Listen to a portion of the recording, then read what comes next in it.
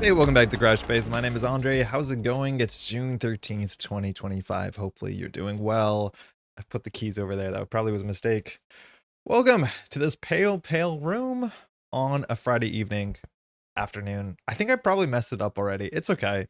Hopefully doing well. We got some Marvel Champions today. We're trying out a new deck that we just put together maybe 2 hours ago. And I'm excited to try it out because it focuses on some cool Justice cards that had just recently come out in one of the last packs. I've been playing a lot of Protection, and I feel like every time I'm going to put a Silk together deck together, I'm just going to end up playing Protection. So probably for the best, we'll push ourselves in a different direction. How you doing, ST Line? Oh my god, hype, I get one live. Welcome to the stream. Hopefully you're well. We've been trying to hit our schedule, trying to put out something every Monday morning and put out, well, we do a live stream every Friday, it seems. So glad to be sticking to that for now. BMK, how's it going? How's it going? It's going okay. My stomach's been pretty bad this last week. It's been not great, but I'm holding on going into this stream. Not feeling the best, but I think we'll get through this one. How are you doing? Hopefully your Friday's well. So today, we're going to be diving into, this is a Nick Fury deck. I am currently in the middle of a Nick Fury campaign with my partner. We're playing through Agents of S.H.I.E.L.D., and I'm playing Nick Fury Aggression, which you've seen on this channel before. And it is a deck that wants to jump between basically keep in stealth suit, build those counters, jump up to non-stealth, and then just do a bunch of damage to everything. And it's been pretty effective, especially when you play 2 players, because one player can focus on thwarting, and then you can transition to damage, and it's been really fun. You can find that list on the channel. It's called L'Étranger, The Stranger. We uploaded that video earlier. And I do think that deck is actually going to get a bit more tools. Some of the aggression cards coming out in Winter Soldier look like pretty good for that deck. Because that deck is playing the like hand cannon or whatever that red aggression upgrade is, and there's a strictly better version, which is good. Doing good. Just got news that I passed my last exam of the year. Yo, congratulations. It's that time of the year where you're just like tensely waiting for exam results. Glad to hear that that went out well for you. Well done. Enjoy. I don't know what's coming up, if it's just summer or whether you're going on break or doing some more courses, but that's fantastic. Well done. Hey Roshni, it's Mr. Space. This will be the first Crash Space stream during which I actually know the Marvel Champions rules. That's good, because we're going to need to be reminded sometimes of those rules for sure. But I'm glad you've been enjoying the game. I know you've been getting into it. Cool. Let's talk about the deck that we're playing today, because I think this is pretty exciting, and it focuses on 1 or 2 cards that I'm surprised to like as much as I do. And ideally, we're going to be playing against some heavy minion dense Marvel Champions deck. So we'll see how this works. This is Nick Fury. Nick Fury's text is a bit confusing because it's all about this other card that starts in play, stays in play. It's the suit, and the suit has 2 modes, stealth and assault. In assault mode, you can use counters to do more damage whenever you do an attack. It doesn't have to be a basic attack. It can be any attack. Hold on, let me just pull that up. I think it's just called assault. Nope. Should have seen that coming. I play standard so little now that I'm just playing standard 3 that sometimes the standard cards surprise me. This is assault, and so it's your permanent suit form. You start on this form, and it says when you attack, you remove up to 3 counters from this 3 threat, and this accrues threat many different ways through Nick's basic attacks, let alone some of the cards. And then that attack does additional damage. It's really good in aggression because you have a lot of attacks that will do multi-damage. Your kit has an AoE card. So any card that just says like do X damage, this increases all instances of X on the card, unless the card is formatted to do multiple attacks. But we're going to be doing a bit of that, but we're not an aggression deck, we're a justice deck. So we're going to be spending more of our time here on the stealth suit, which let me try and find this. This says when an enemy would attack you, it schemes instead. This is very powerful. It's also very scary. This seems a lot more palatable when you're playing multiplayer, because sometimes schemes have a low threshold, and this means constantly it's like you're an alter ego. And if you played solo, you know that's sometimes a frightening thing to do. However, you get to place 1 threat from that activation here instead. So not only do they lose a threat, you gain a threat on the suit, which is valuable. So that actually means everyone threats for 1 less. That's pretty good. Only if there's 5 or less threat on this card, though. So that's not bad. That means you always have an incentive to flip out of the suit and not just stay in stealth suit all the time. I think the designers did a really good job that you just don't want to stealth camp. That once this thing has 5 or 6 counters, you want to flip over, you want to empty a couple of those counters and then come back to stealth suit. And flipping back to stealth suit, there's only a couple cards in your kit that allow you to do that, let alone you can do it in alter ego, but then flipping down is a problem as well. Love seeing some Nikki. Speaking of exam results, your girl just passed her qualifying exam, is now a PhD candidate. Yo, let's go. Congratulations as well. It is just that time of year. Really well done. PhD candidate, I am assuming means now that you have to come up with a thesis and a project, but maybe I don't understand the entire scope of that. Is it? Do I sling my teeth? No, I'm fine. Anyways, this is Nick. Nick will now make a bit more sense. Nick thwarts for 2, attacks for 2, defense for 2, only has 10 health, and it says after Nick makes a basic thwart, place this round on the suit form upgrade. That's fine. This is also not once per turn, gather intel. So if you can ready Nick, and Nick has a ready baked in Nick's kit, you can fire that twice. So that's nice because you want the threat on your suit, but sometimes you don't want all the threat on your suits, because if there's less threat on your suit, your ability to hang out in stealth suit and take threat off the main scheme is a bit more reasonable. However, force interrupt when you attack, you have to change the assault suit form. I like that a lot. You're kind of in the shadows until you jump out. And then if I'm not mistaken, this interrupt happens and then the interrupt on assault happens, which means that you can use, you can boost that damage of the attack that you just jumped out of the shadows, which is kind of nice. Pretty cool. So just backside of Nick Fury is not very interesting. It just allows you to change your suit form. That's it. A lot of text, not a lot of abilities, and then we have 4 recover, which is a bit generous. As much as you can't get attacked, you literally can't get attacked unless you're in control. Just to go really quickly through the kit, because if you're not familiar with this, we have 3 cards: covert surveillance. This adds thwart to your stealth suit and allows you to go into stealth suit if you're not, so it's good to have access to these. It's only 2 threat removal, which is not very powerful. We have 2 concentrated fire. This does 4 damage, and that can be up to 7 damage with your assault suit, and either you can place the threat from the threat of the minion you've defeated or the enemy you've defeated, or change the stealth suit. So it's kind of cool that you take a crack shot for 7 damage and then immediately go back into stealth suit as long as you defeat an enemy with this. Spray fire. This card is really bad. If you read the text on this, it's like laughably a pretty bad card. However, you have to understand that you can use counters off of your suit to make this a good card, because paying 3 to do 3 damage to everything is not very good, but when it's 6 damage to everything when you use 6 counters off of your attack suit, that's when this actually becomes something. I thought this card was terrible, and then obviously in context it gets a bit better. We have Maria Heal. She's not bad. She's a pretty consistent, unique ally. And Maria Heal, can we find it? Yeah. She just lets you put threat on your suit, which is fine. She only has 1 attack. She thwarts for 2. Whatever. We have Safe House, which I think is like kind of a quintessential bad alter ego card. Most kits have a bad alter ego card or have an alter ego card. This one is just so sleepy. 2 heal is like whatever. It's not bad. You just don't get attacked that much, but you already have recover 4, so it's not massively useful. But place 1 threat on your suit form upgrade feels so inconsequential. Obviously, if you flip down, this means you can heal 4 in without having to recover, which kind of is nice, but I almost never install this card. This is Fury's Flying Car. This is one of the best cards in the kit because you can just ready yourself. You get aerial, which we don't use. Our no cards here care about aerial, none in the base kit do, but it readies yourself for 1 threat off of your suit, which is nice. Fury's Watch allows you to generate resources based off of how much threat you take off your suit. So now your suit also is a resource generator. As much as this is the only resource generator in the kit, it can actually generate 2, which is a lot. We have then a bunch of like secret agent tech and titles. So this one we're actually going to be building into a lot. I felt like this card didn't do too much whenever I played Nick, and we're going to be leaning into a bit more. It says after you resolve the ability on a preparation card, you can move a threat from a scheme to your suit, which is good because not only is that 1 less threat, this is also not once per turn, but you get the threat on your suit and there's value to that. Intelligence analysis. This is again a preparations, and this card's really, really good. When you would reveal a treachery, don't remove a threat from your suit and cancel it. Very, very important. And we're going to be able to recur this, but hopefully there's some other cards we can recur, but this card's very good. We have an EM shield, which just says when you're going to take damage, don't. It's also a preparation and a tech, so you can build around both of those traits. We have the eye patch camera.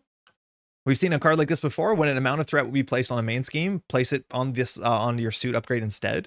And this is a preparation, so you can recur it, which is really good. And that is the whole Nick kind of kit.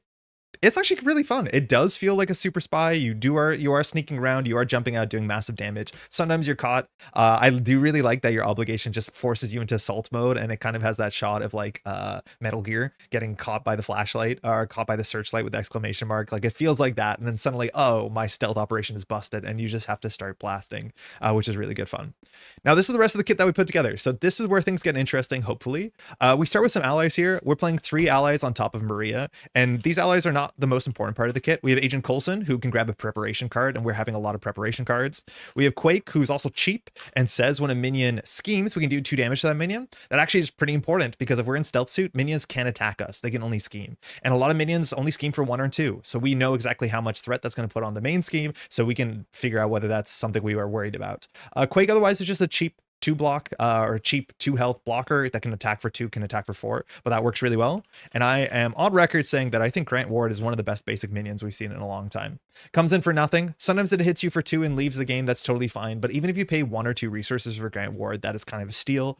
This is just really good numbers on Grant, as much as you cannot block with Grant. And a lot of people, I do think, equate the value of a minion with his ability to block. But Grant Ward is just so good, especially in somebody who takes some time to set up, which is not exactly this deck. But if you haven't played Grant Ward in Maria, if you're playing Maria Hill, it's so good. Just save a cheap thing to drop on the table. All right, this is where things actually get interesting to Raft. This is a unique support we can play. And it says after a minion leaves play, which doesn't technically only mean discarded or defeated. Sorry, it doesn't mean just defeated. It means discarded as well. And we're going to care about that. You can put the minion underneath the Raft, and then we can remove a bunch of threat. Now, if there's at least 4 minions under here, we have to randomly take one of those minions and redistribute it to us as a face down treachery card or encounter card, excuse me. I think we actually could have built around this slightly more, where if we have cards that say when you reveal an encounter card, if you can name the correct type, do something with value, because we're going to know when the minions are coming up. But that is kind of the idea of this deck, is we want to have a minions around because a lot of our kit cares about minions in different ways. And so this on the table is just going to be good. It gives us thwarting for free, and it gives us minions, which we do care about. Especially because we care about minions, we have 3 copies of Infiltration. This card, I haven't actually played yet. And even when it was in the pre-con that I played, I just never played it because it didn't feel that good. But this is 1 resource to get rid of 5 threat, as much as you're ripping 5 cards off the top of the deck and getting 1 minion in play. Actually, going for that 5 is really good, and Nick actually produces a lot of threat. Like, this is really natural for us because it's very common that every round there's 4 or 5 threat on the main scheme because the villain is almost always going to be scheming against us. So this is a really cheap way to get a lot of threat and get a minion in play, which we are going to care about. Speaking of our next card, this does do damage to the deck. Like, it just rips through the deck a bit too aggressively, so you get quickly to that acceleration icon. We'll see how much of a disaster that is, but also this means we'll get to minions consistently for the Raft and some of our other stuff, which makes it work out relatively well. Now we have 3 copies of Sting Operation. This is part of the thumbnail. I don't know if this character is meant to be the Mandalorian. I feel like some of the old depictions get a bit stereotypy and uncomfortable, but otherwise this card, I was incredibly impressed with it when we played the Shuri pre-con, because I thought this card was just kind of nothing, and then once it gets rid of a 6 health minion for no cost, it's kind of wild. This thing comes down, it's a preparation so we can recur it. Tactic has no synergy in this game, at least not in Justice or Basic, but it says after a non-elite minion schemes, you just discard that minion. That is super important for a couple reasons. Firstly, well, we have a problem with the non-elite minions, or elite minions is a problem. But if we get a minion to play with Infiltration and we're still in our stealth suit, it can't attack us, which means it schemes. And if it schemes for 1, it's just deleted. And this doesn't defeat the minion, but it discards the minion. And as soon as the minion is discarded, it goes straight back to jail. It's a really wild loop. And this card is actually worth, I think... Oh, this is Master Rasputin. Oh, thank God. That's better. I guess. I hope. Mr. Rasputin. Okay, good. I feel maybe better. I don't know who that character is. I'm assuming that's meant to be a Slavic character. Also, Gary, good afternoon. Thank you. Happy belated. Thank you so much. Happy belated birthday, Andre. That's correct. 2 years down and 2 to go. I have to defend my dissertation proposal and now start working towards my dissertation. Yo, good luck. I'm talking to a bunch of friends who are like in that process, or they've submitted, or they're just about to defend. It is exactly that time of year. I have no doubt it's hype, especially if you're like academia kind of leaning. I know that's a lot of work for sure. Anyways, I like this card a lot. We want to get minions on the table. The minions are going to thwart because they can't attack us, and then they're arrested, then they go to prison. Again, not an endorsement of the prison industrial complex, but we're really leaning into it, and we have other couple cards. And this card is one we're going to be recurring more than our other preparations, I think, because we can just delete minions kind of at no cost. A lot of minions scheme for 1 or 2, and that doesn't seem like a big cost to get rid of a minion and not have to break our cover, as much as we're going to want to break our cover every once in a while. We also have 2 copies of Informant. This might be too much. It just kind of makes sense for our deck. It says when a minion schemes, and a lot of times minions don't scheme, but the good thing with Nick is minions are constantly scheming because you're constantly in stealth mode. This activation removes instead of placing it. Now, you have to do this as an interrupt, so you will know. Well, the thing is, like, if your minion doesn't have Villainous, you'll know exactly how much threat they're taking on or taking off the main scheme. So you can use this if you're ever in a corner. Or you can use this aggressively until you wait to get back your arresting Sting Operation, but this card looks good. Next up, we have Invisibility. We are playing 41 cards, so any of these cards can be cut. This is one of the options. I just wanted to try this card out. It says when enemy would attack you, they scheme instead. Now, this is just a nice little safe DNet in case we end up in assault mode and we can't go back to stealth mode, so that we can at least one attack just kind of be like, nah, I'm good, and jump away. This doesn't care about the elite claws, which doesn't really matter too much, but the idea is that we can just panic run away once. It is a tech, which we don't have any tech synergies in the deck. You can cut this, we're trying it out. Then we have two just like Justice staples. We have Under Surveillance, which makes a lot of sense in Nick, because Nick wants to be bringing a lot of threat in, which is pretty frightening, especially if you're playing solo. So this increasing the target scheme by 4 on the main scheme is really, really important for us, because a lot of those schemes, 7 is really low for solo, especially if we are basically forcing an advanced type effect on every villain. We also have a Heroic Intuition. I honestly don't play this card a lot. I think this card gets a bit better when you're playing multiplayer, because generally when you're playing solo, there's only like 2 to 4 threat on the main scheme. And a lot of times your events can do the work, your allies can do the work, you can do the work, that I don't feel like you need to bring your thwart up to 3, particularly when you're playing solo. That being said, we can ready ourselves, and because there's going to be a lot more threat on the main scheme than we're used to because of our stealth suit, this can make sense. And because we have the Fury's car, we can wake up and actually thwart for 6 functionally every turn. So we'll try this out, but I'm not entirely sold on it. This is, I think, one of the upgrades I play the least. I think the attack upgrade I play a lot, the protection upgrade I play a lot, the justice upgrade I play very, very uncommonly. Speaking of uncommonly, it's espionage. We're playing this for flavor. It's a preparation. It says when a search keyword would be resolved, draw 2 cards. It doesn't cancel the surge, which is a bummer, but you're not always playing a spy, so why not jump into the vent? Then we have some basic stuff. So we have the new build support. This one has the new art, the Wakanda art. This build support allows us to grab a support. One of our most important cards is Nick Fury's flying car. So we want to get that. If that whiffs, we can just go and get like a helicarrier for free, which is nice. But we'll just put this on the table because we can thwart really well. And then we have 3 copies of Practice Plan. And this card is just so good. This is like one of the most exciting things when it comes to card games, like deck building games like this, is when a pretty easy to splash card comes out that just bolsters an archetype massively. Practice Plan just says after you discard a preparation you control, return that preparation to your hand instead of discarding it functionally. And then this is a preparation too, which means our spy title will fire twice off of this, taking 2 threat off of main schemes, and we can just play the same preparations over and over and over again. Whether they're the more bespoke and more unique cards from the Nick Fury set, or whether we're just doing sting operations over and over again, or an informant over and over again, or even espionage, I doubt it. But this is just such a good card. The only issue with this card and sting operation is they're both max 1 per player, which means you're not really incentivized to run 3 copies of each. I feel like that might be a bit overkill. We're really focusing on that, so we're going to go a bit hard into that. And I do think the fact that we have so many extra copies is going to force us into a play pattern where I know I fall into often, where if I have a max 1 or a limit 1 per player, I wait for the best time to fire it as opposed to just firing it, right? Like if I know I have 2 more practice plans in the deck and we have 1 on the table, if I fire a preparation on turn 1, I'll probably just practice plan it and not care, because we'll have more hand size functionally because it adds a card to your hand. We can replay the thing. I'm just not going to be too picky about it and just say like, we need to use these because we have all of them and we might as well use all of them.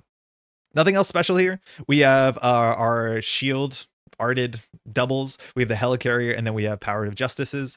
We're kind of on the cusp of not having enough yellow cards to play for this. I think, no, actually we're okay. We have about 6 to 8. I think that's kind of what you want, somewhere between there. And the fact that we're going to be recurring our sting operations with our practice plan means we functionally have a couple more hits for double yellow cards, which is really good. Leo Fitz might work well to get the card too. So I was looking at Leo Fitz and Gemma, and I really like Gemma and Leo, but you have to be playing more tech cards in our deck. I think playing Leo and then using Leo to get your car is like relatively slow, because functionally this deck has not that many tech cards. It's true that we could use this to grab some of our tech preparations, but I don't think a lot of them are like worth hanging out in Alter Ego, and I don't plan to hang out in Alter Ego. I think if we were a bit more of a confused deck and we wanted to hop down more, I would play Leo. I think Gemma is also really sick. Like I think Gemma overall, is it Gemma with a J? Yeah.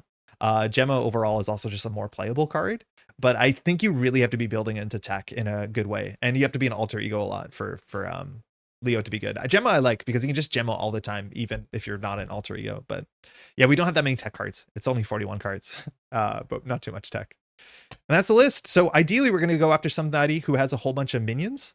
And we do. We're going to be playing against Crossbones, and Crossbones has a couple minions. I think we're going to make one change. So Crossbones, one of the original, has a lot of attachments, and Crossbones cares about attacking, so maybe we're cheating that. Experimental weapons you have to play with, so these are more attachments, and none of these care about thwarting, besides I think the suit in the middle. Hydra Patrol has a lot of small minions, which is nice, because we can arrest them and put them into jail. They don't scheme for a lot, which is okay. Weapon Master, we might change this one out, but these, again, they don't often cause scheming, so it's mostly attacking, so we can kind of dance around that. And then for some reason, Legions of Hydras in the set, which showed up in the core set, but wasn't used in the core set, and it's just a disgusting, difficult encounter set. On on the basis that it has one of the biggest minions, Madame Hydra, that is just so frustrating to deal with. I cannot believe this is in scenario 1. This just seems like such a boss battle of a card. 6 health, 2 scheme, 2 attack. After she schemes or attacks, you have to put 2 threat on Legions of Hydra. Legions of Hydra, you cannot take threat off of it while Madame Hydra is in play, and I think it has a hazard icon. It's just really, really bad. And she cannot take damage. Oh no, it's the other way, that she cannot take damage while Legion of Hydra is in play, and if you can't get rid of that, she just keeps adding more threat to Legions of Hydra. It's an absolute nightmare. Legions of Hydra was a misprint. I would not be surprised. This seems like this should be in the final scenario, not the first scenario. If it is confirmed a misprint, I'm okay with that. But I think the only other change we're going to do is we're going to try, instead of playing Weapons Masters, which shows up a couple times in the campaign, and there's only 5 cards. A couple of them are attachments, a couple of them cause extra activations. The thing that I'm going to try out, because I want to try playing more encounter sets, is Ransacked Armory. And this came in the hood set. And this is a lot of attachments that not only attach to minions, but they actually search for minions. So there's a bunch of attachments that say, like, if there's no minion in play, search the encounter deck and discard pile for a minion. And that might work well for us, as much as it also might be a challenge for us, because if we get an elite minion that gets attached, we have some problem. And if we don't have our sting operation, we're going to have a problem. So hopefully we can pop out from stealth and do some damage. FFG is confirmed. It should be Hydra Assault, but I play Legions as well. Okay, that makes so much more sense because it's just such a ridiculous difficulty spike for the first encounter. That's mostly it. I think we can shuffle up and go. Legions is like the one with the flamethrower one, right? Or sorry, Hydra Assault's the one with the flamethrower, I think. Because that one shows up in the last scenario. I think it would make more sense if Madame Hydra is in the end. Yeah, this one's like totally manageable. So misprint for the first scenario of the campaign, but it's not even on the scenario. It's on like the back of the Attack on Mount Athena card. It's like misprinted everywhere, isn't it? Oh, excuse me. Like this also says to use Legions of Hydra. Like it's not just the campaign book, it's the main scheme as well. It was really cool to hear. I forget which podcast it was, but they were talking, the designers were talking about designing this box because they did not intend this box originally to be a campaign box. And I don't want to misquote anybody, so I think this is probably on one of Villain Theory's podcasts, I want to say.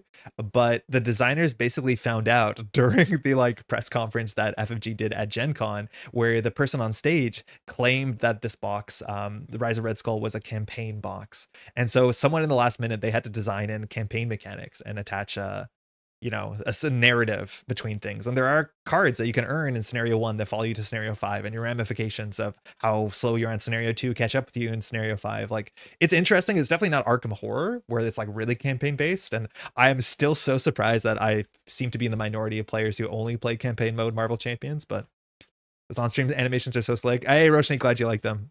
We spent time. We have all of them exported. That's our sort of thing. We like doing that sort of thing. Anyways, it seems like at the last minute they had to, like, I wouldn't say struggle, but shuffle things around to make it make sense. And so maybe some of that stuff got caught in the last minute. All right, we'll shuffle this up and we'll shuffle the counter deck. We're going to be playing on Expert because of Hubris, because we haven't tested this deck. In theory, we should play on Standard. I'm just finding the more I'm playing on Standard, the more we're getting like kind of non-games where it's just like, oh, you're coasting. So Expert is usually where it gets a bit more interesting. If we absolutely like eat dirt on this one, we'll probably wind it back to Standard. Okay, we'll shuffle that up. So we have all the encounter sets. Besides that, we're going to add Ransacked Armory, which is 7 cards, so we'll put that together. And then we're going to be playing on Standard 3, which is my favorite, and Expert. Standard 3 means we're more likely to go find our Nemesis, which our Nemesis is kind of rude. You have to do a lot of threading really quickly. I have no idea what the narrative behind the Nemesis set is, and I wish I did, because it's strange. It's definitely strange. I'll also often pair Legions of Hydra with Hydra Patrol since encounter sets work well together. I think this one has Hydra Patrol. Yeah, this one does. Yeah, so at least it's Legions of Hydra and Hydra Patrol together. It just also, yeah, it's very strange that Madame Hydra, who's like, I think the head of Hydra, just shows up kind of in the first scenario and then never, ever again.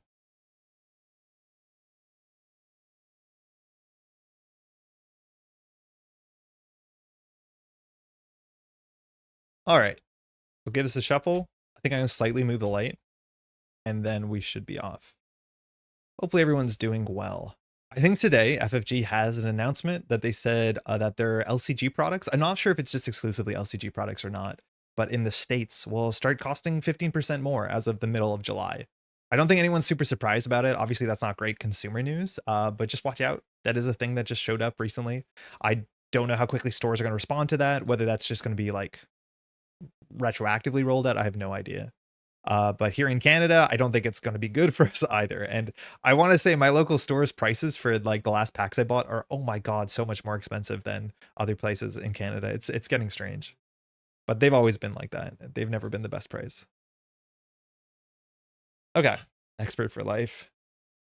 All right. Attack on Mount Athena. So we're playing with all those encounter sets barring one. It says create the experimental weapons deck. So these are 4 cards. We're going to shuffle it because as soon as we flip over, we have to add one to our friend here, Crossbones. This scheme has 3 threat on it, which means we're just going to lose it. There's no way. We just have to pretend it's not there because there's no way that we can stop that from advancing if we're in our stealth suit. It's impossible.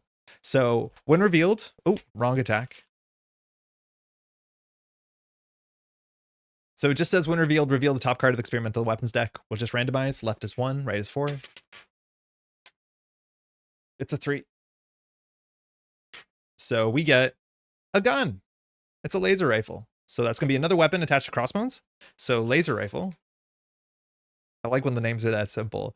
Gives a villain attack range +1, and we have to spend 2 resources to get rid of this. There are reasons to get rid of the weapons because there's a couple encounter cards. I think they might be from Weapon Master, maybe not. That you take indirect damage equal to the amount of weapons or extra boost cards equal to the amount of weapons. They can be pretty rough, but I don't know if we have to worry about that. We're starting with Crossbones 2 because we're playing Expert. So when Crossbones has a weapon, he gains piercing. So we technically have double, well, you have 1 piercing, 1 range. That's fine. He's attacking for 3 and says when revealed, search encounter deck and discard pile for Crossbones machine gun attached to the Crossbones.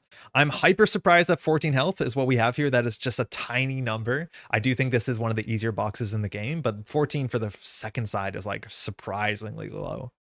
We then have Crossbones machine gun that starts in play. I like this card a lot. It gives +0 attack, comes in with 2 ammo, and it says when Crossbones attacks you remove an ammo counter and you discard the top card of the encounter deck, and then you have to take indirect damage equal to the number of boost icons. And this card has a lot of boost icons itself as much as it can never discard itself.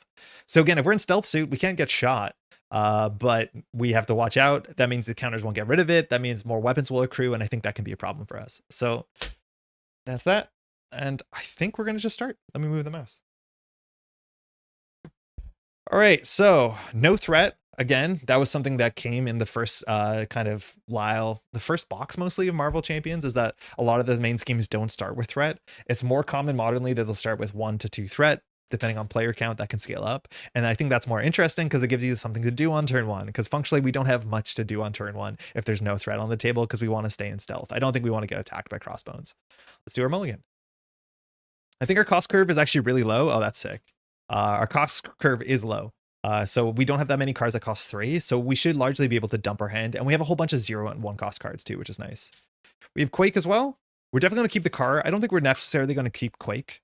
I think if we have a double, Justice double, we can keep it, but Quake's not super important. We have Concentrated Fire. This is an attack. We're definitely not going to keep that. We have Helicarrier. We could keep that. It's a bit expensive, but getting it down on turn 1 is nice. We just have no double resources so far. Practice Plan. I would say this is almost always worth keeping because you can easily get one on the table, as much as we have 2 more. So it's not the most important setup card. I'll put it in the maybe camp. And then our last card is Infiltration. This removes threat. There's no threat on the table. So I think we'll just try and high roll to find some doubles, because both of these cards really want doubles and we don't really need to keep any of these. Covert Surveillance, useless. No threat on the table. Useless, no threat on the table. We can play that. Power Justice. Okay, so I wish we kept Quake, but unfortunately with no threat on the table, we have not that much to do.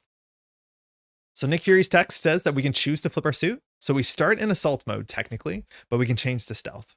Now, we have no other cards that allow us to change. Well, technically that's not true. We could like go up and attack once and then do covert surveillance. It says remove 2 threat from a scheme. If you're in stealth suit, you may place that threat. Otherwise, you may flip to stealth.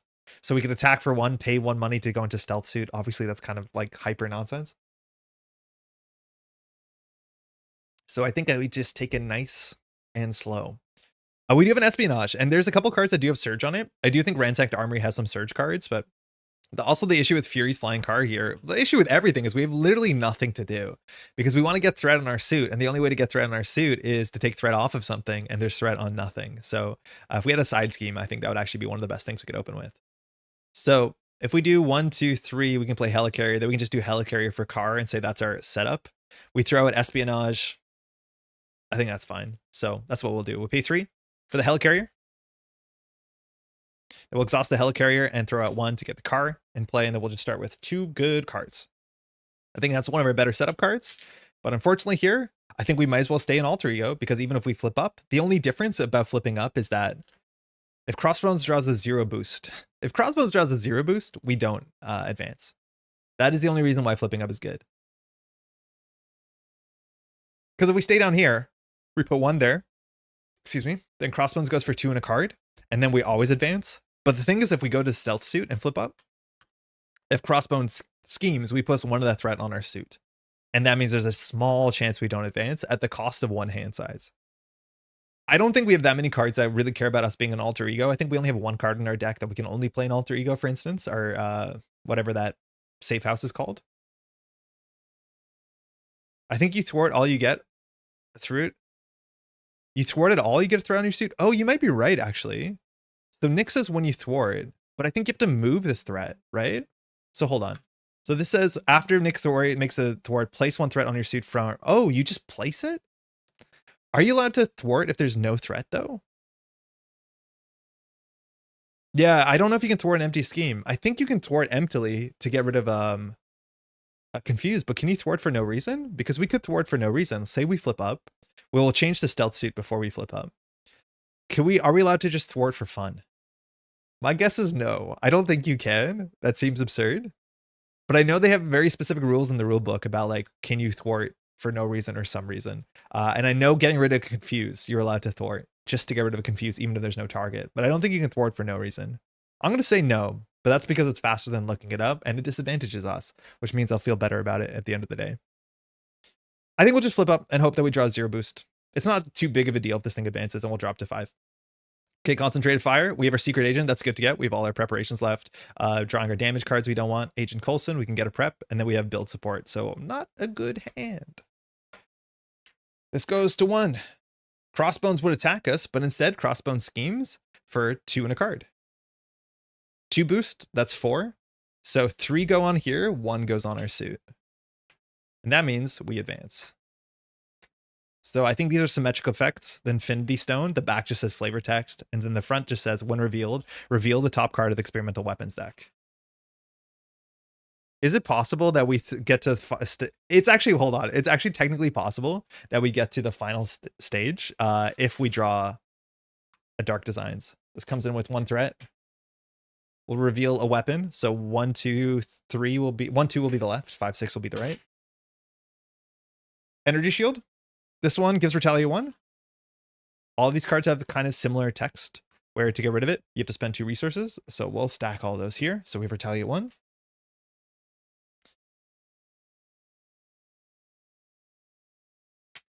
And now Crossbones gets an encounter card. Hard as Nails. I think this gives a toughness. Give the villain tough status if you cannot heal damage. Okay, that's not really an encounter card. And it's back to us. So welcome to the inevitable advance that was going to happen. So I don't know how much of these weapons we have to take off. I think the Retaliate one's a bit annoying, but I don't think we're going to be doing a lot of threat work, or we're not going to be doing that much, really. We definitely want to activate twice with Nick Fury, so I think we're going to play build support. This allows us to get a support out of our deck. Wait, we have both of our supports on the table. Why would we play build support? Sometimes you want to keep build support around because Master Plan is in the deck, and that puts threat on side schemes. Hey, Jake, I don't think so. You couldn't attack if there were no enemies like in Sinister 6. Yeah, but that's because you need a target, right? I think it's maybe different for thwarting, because I think thwarting, you just pick a scheme, but I don't think it cares. The problem is you can't attack if there's no one to attack because you can't target the attack. But I can target a scheme with no threat. That's like my intuitive read to it, but I wouldn't be surprised either way. So this can get us support from our deck. How many supports we have in our deck? This is our 2 main supports, and we got them on turn 1. Oh, this is ready. So that's not great. Other supports we have our house, not good. Gets out of the deck, which is fine. But this hand is like very damage coded, and we don't have a lot to do. If we play Agent Coulson, we can go get a preparation, and then we can play the preparation. I think it's actually really important that we play Secret Agent, because Secret Agent is just good. Because we have a lot of preparations still to play. So if we play Secret Agent, then we can play... I think we can play Agent Coulson and Secret Agent. So if we play Agent Coulson for 1, 2, 3, we get a card, we pitch that card and spray for Secret Agent. I think that's the best we can do. So we'll play Agent Coulson. Recently reprinted. Was Agent Coulson not in the core set, or was he just in the first cycle? After Agent Coulson enters play, search your deck and discard pile for a preparation. So we can take a card out of our deck. I think I will, just because I don't want to draw this yellow card that gives us invisibility. Might not be the worst thing. Actually, I'll take the Informant out of the deck. We have 2 of those. And the minions don't scheme for a lot.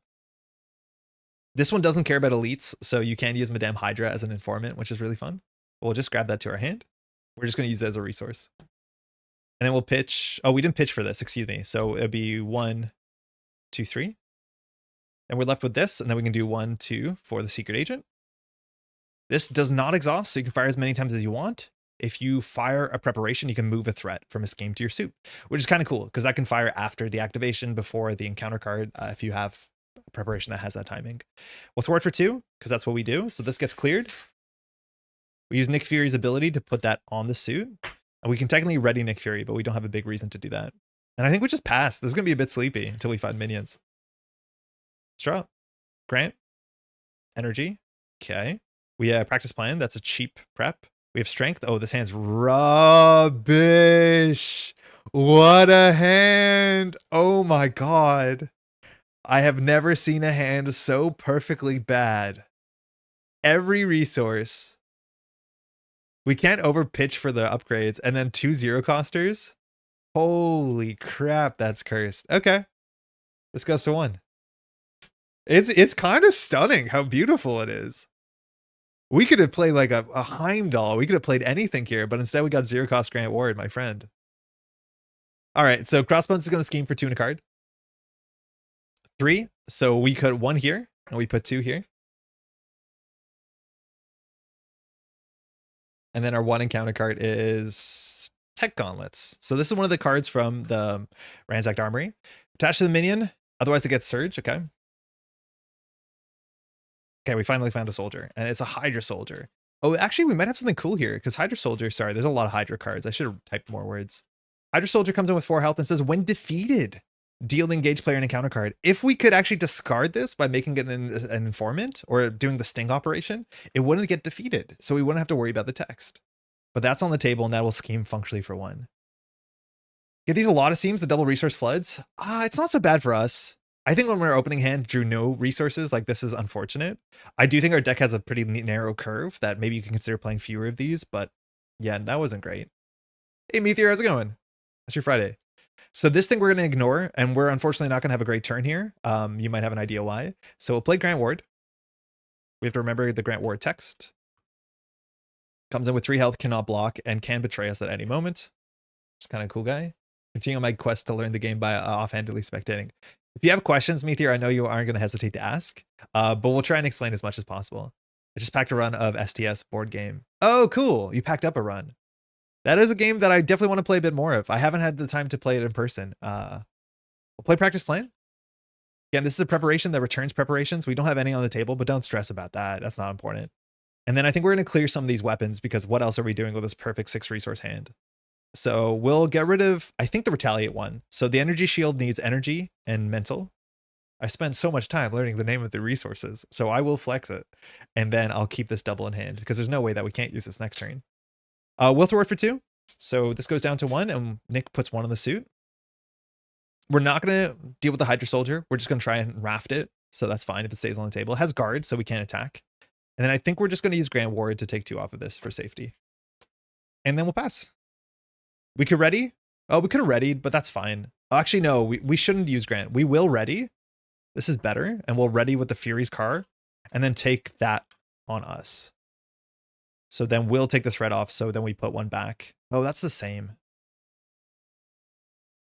I think we won't use Nick's ability. This is the weird thing. Sorry, not you. But Nick Fury's ability, it's not forced.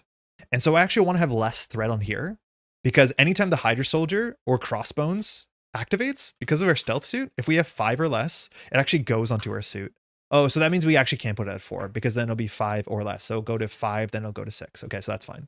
But you actually want to have a little number here just so you can deal with the table. Recursion equals good? Yeah. Yeah, recursion's good in the card game. I'll draw it. We have Intelligence Analysis. That's a good card to recur. We have Spray Fire if we ever just want to like send it. This is an attack though, so I do think you can't hit the Crossbones because of the guard. We have our sting operation that's perfect, so we can arrest the Hydra Soldier, and then we have the EM shield. So we drew all our techs, or most of our tech cards. That's fine. This goes to 1. Crossbones would attack us, but we're hidden, so it's going to scheme for 2 and a card. 3 is the boost, so this goes to 3. We take 1. Then Hydra Soldier would scheme, but we're in stealth suit, so we just get this counter, and nothing happens. Drawing counter card. Remember for grants, no grant, but it's a Hydra Bomber. Cool. So we actually could do our AoE here. This is Hydra Bomber, reprinted from Bomb Scare. It says when revealed, choose to either take 2 damage or place 1 threat on the main scheme. Don't threaten me with a good time. All right. Grant Ward doesn't fire because Grant Ward cares about revealing a treachery, and that's not a treachery. And it's back to us. Okay, so we can definitely arrest one of these. If we arrest the Hydra Soldier, well, the Hydra Soldier is arrested. That's cool. We have no way to jump back into Alter Ego, but we do have the EM shield. So we actually could maybe flip up for a turn and deal with that.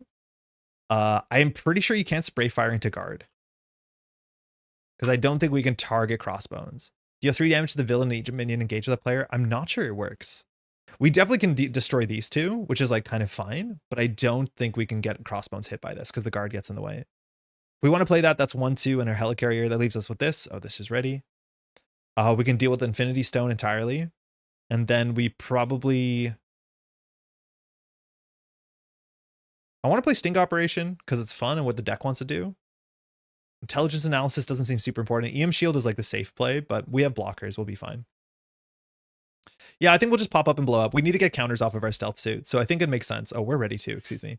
We're going to pop up and just spray and pray. So we'll start with a spray fire. We'll pitch 1/2. Helicarrier, and now we'll just explain the interrupt loop. It says choose a villain, deal 3 damage to that villain and each minion engage with that player. But first, Nick has a forced. And Nick's force says, when you would attack, you have to change assault suit. This is forced, so it has priority. And then assault suit says, because it has the same window, if I'm not mistaken, it says optional, when you attack, remove up to 3 threat from here. This attack does additional damage at the amount of the threat removed. I'm just going to remove all the threat. This is totally overkill, just to be clear. But that means that we have less threat on the suit when we flip back, and that means that we can take more threat off of the table. So Spray Fire now is doing 6 damage with range to everybody on the table. So that defeats the Hydra Soldier, it defeats the Hydra Bomber, and it cannot target Crossbones because of guard. Hydra Soldier has text that says when it's defeated, I didn't learn, we have to give ourselves an encounter card. Hey, Donovan. I won't be able to stay for the whole stream because I got work today, but hope you have a good game. Thank you. Thanks for the kind words or taking the time to drop a message. It hopefully works okay, huh? Okay, so Nick Fury's text is not attached to being in stealth suit, so you can still put stuff on it after you thwart. And so we will. I think we want to take the toughness off, so I'll start to use Grant Ward here a bit. So I'll attack for 2, take the toughness off. In fact, I'll attack with 1 for Coulson and then attack for 2 with Grant Ward, so we can take 2 damage. There's no retaliate. That's fine. We'll thwart for 2. Bring that down. We'll put 1 in our suit. We'll spend 1 in our suit with the card to ready ourselves. I think we'll actually play the EM shield and not jump down.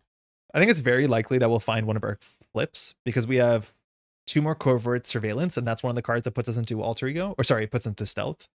So we'll thwart again. We'll put that here. And then I think I'm going to just pay 2 to play EM Shield, which is a preparation, and it means that we won't take damage from the attack. So we don't have to block. This also means we can fire Practice Plan, and one of our goals is not to be precious with Practice Plan. That also means we can remove threat with Secret Agent, and we got to do all our cool stuff. So we'll pass. We're going to be drawing 2 encounter cards. I'm not too scared about it, but we'll finally get attacked for the first time. Informant, Maria Hill is here. We have another practice plan. Good that we're not being precious. The Raft is finally here. Wish we had that. We could have tucked a bunch of minions. We have an infiltration, which also might matter. So this hand definitely needs a bit more resources, and practice plan can functionally get us there. So this goes to 1. And we are now wide out in the open. So Crossbones is going to attack. But first thing we have to do is the Crossbones is machine gun, which says remove a counter. And we have to take no indirect damage because this doesn't have a boost icon on it. This just has a star, and stars do not count. So we take 0 damage. And now Crossbones is attacking for 1, 2, 3, and a card with ranged. We won't block. 4 damage. So I'm going to use the EM shield here.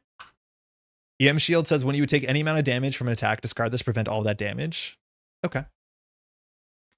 Then we can fire Secret Agent. Secret Agent says when you discard a preparation, move a threat from scheme to your suit. Unfortunately, we're wasting a threat here. And then we can do practice plan as well, which has the same text. So we're not going to be able to double dip because there's no threat here. But after you discard a preparation and control, add it to your hand and discard this. Okay, 2 encounter cards. First card. Oh, the Retaliate's gone, mind you. That was attached to the thing we got rid of. First card, Crossbones' Assault. Side scheme comes in with only 2 threat. When defeated, Crossbone activates against a player. Okay, so if we're in Alter Ego and we clear this, or sorry, if we're in Stealth and we clear this, Crossbone schemes, which might be okay, as an acceleration. And then we have a Hydra Frame Soldier, who I think is going to be the first person to be put into the Raft. I feel that this is maybe a pretty gauche playstyle considering the ongoing events in the States. Apologies. Yikes. After Hydra Flame Soldier makes an undefended attack against you, discard a support you control. Now, the issue with this hand is we have no way to flip down to Stealth, so we could just like flip down naturally because, yeah, we can't get into our Stealth suit. We have none of our Stealth suit cards. But the Hydra Flame Soldier only schemes for 1. That's fine. We need to clear this, and then we'll just go to Alter Ego. We didn't reveal Treachery, so Grant Ward doesn't do any backstabbing, which is good, and we're not going to deck out yet. So that's okay, too. I definitely want to get down the Raft to see what it does. And I think that's the most important card that we can play here. We could play Informant, but that's just 1 thread. It fires Secret Agent, which is kind of nice, and it doesn't care about what side you're on. So if we're on Alter Ego, this will also work. So we'll start playing cards. I think we'll do Helicarrier plus Infiltration we definitely don't need. And we'll play the Raft. Whenever a minion leaves play, so it could be defeated, it could be discarded, doesn't care. We can tuck it underneath here and remove threat equals to its scheme. And then if this gets too many cards, it starts belching out. There's a Prison Break, which is cool. I think then we probably just play practice plan and put the shield down. So I'll play practice plan again. Then we'll pitch 2 to the shield. So we basically rebuild our board state. This dodges damage. We will threat for 2. Oh, but then Crossbones attacks us. That's fine. We have the EM shield. So when defeated, Crossbone activates against this player. I think we put a threat here. I'm not sure if we did. Pretty sure we did. Don't know if we did. But Crossbones is now going to attack us. So Crossbones first removes the machine gun counter. And we have to take 3 indirect damage. I'll put 1 on Grant Ward. And then we'll take 2. This is discarded. And now Crossbones is attacking for 3 in a card. 1, 2, 3. Boost 4. So we can just take 4 damage. I'm okay with that because we can heal on the bottom side. So we'll just take 4. We will keep our EM shield. Okay, that's fine. Then we'll use our Fury's Flying card. We'll ready this. And remove a threat to ready Nick. Nick will flip down to Alter Ego. And then Nick will recover for 4. And then we'll just jump into Stealth Suit, which we can do as an action on the backside of Nick Fury Alter Ego, which is okay. Hydra Flame Soldier, we don't care. It'll scheme for 1, and then that's it. Oh, we can activate with Grant Ward. I think we actually should just attack with Grant Ward. So Grant Ward is just going to attack for 2, so we don't have to worry about it. And Grant Ward will ping Crossbones for 2. This thing doesn't have guard, so down to 10. All right, that's it. We'll pass. We should get a nice hand here. There's that safe house we've been looking for. Fury's Watch, that is not a support, it's an upgrade, but that's a research generator. We've got Power Justice, which will line up perfectly with our Sting operation. Okay, no. Under Surveillance is not bad. Putting this to 10 would be pretty good. And there we have a Heroic Intuition. So we can definitely set up this hand relatively easily. And having the double lineup is quite nice. So this goes to 1, Crossbone Schemes. We can't do any of our Stealth Suit stuff because all the Stealth Suit text is all a forced interrupt on the hero side. So all the threat that Crossbones is going to put out is going to go on to here. So if Crossbone actually grabs a big threat, we could threat out on this side, which there's still 1 more side. So 1, 2, 3, 4. So this goes to 5. Oh yeah, we do thwart out or threat out. Bummer. And then Hydra Flame Soldier threats for 1. So if we had a Sting operation here, it would still go through, but this goes to 6. We can't trigger any of our preparations, which if we could, we can remove threat, but there's no preparations that's for us to trigger. So this advances perfectly. And we go to the final one, the Getaway. This just on the back has flavor text, so no mechanics text. This Hydra has been seized. Infinity Stone, Crossbones orders their withdrawal. You must stop them before they escape. And in the back of this, oh, I thought it actually had a higher limit. It has a lower limit. So it comes in with 5. Starts with 1. 5 is a pretty low threshold for what kind of shtick we're up to. And it says that we have to reveal one of these. So we'll do even on the left. We get Exosuit. This one we have to get rid of. It requires one of each type of resources, but this actually means Crossbone schemes for more, which is not going to be good for us. So we have to consider getting rid of that with this hand. Now we draw an encounter card. It's a master plan. Okay, so now there's going to be more threat to do. It says place 4 threat on each side scheme. If there's not, discard cards until you find one. We found another Crossbones assault. So we've seen this before. Just comes into play with 2 threat, and after you clear it, Crossbones will activate, which might not be too bad. So I think actually I think we have to retcon this. I think we don't jump into stealth. I think we stay on assault because there's no reason to do that. And why? Because I think we're okay to get attacked. We'd rather be in control of being attacked here because I think we do flip up. I think we clear Crossbones assault and then we get attacked. We fire the EM shield and then we can covert to clear wherever the threat goes. And then we can jump back again. I think that's probably fine. And this only generates science resources, the thing that we have. So we can use a bit of it to clear that. But I think we just want to crack the EM shield right now. And we can even go up 1 card if we need to. We didn't draw another Sting Operation. I think bottom 2 Sting Operations are in their bottom 5. Yeah, so that's not good. Because we definitely wanted those for the cycle. Because the Raft has just been sitting there doing nothing. Okay. What do we do here?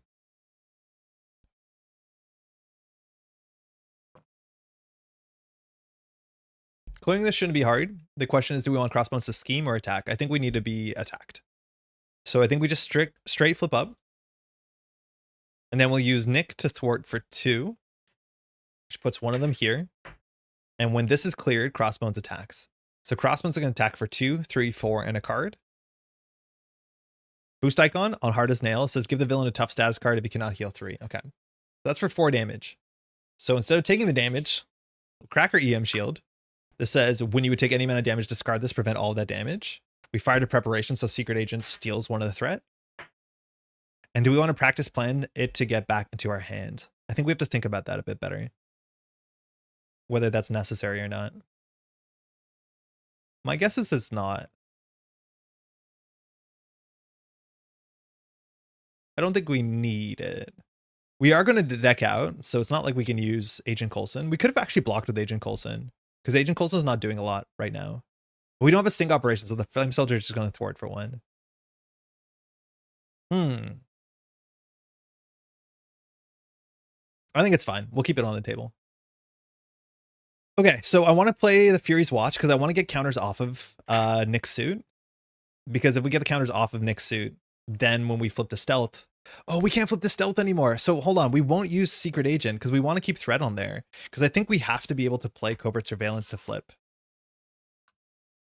Remove 2 threat if you are in stealth suit. Otherwise, you may change the stealth suit. So we'll keep 1 threat on here and just not fire Covert, which is not a forced response. So we have to keep threat on there. Obviously, that's like super silly, but it's what we're going to be doing. And then we're going to use the Helicarrier to play our copy of our watch. And then this thing can generate up to 2 mental. Okay. That's fine.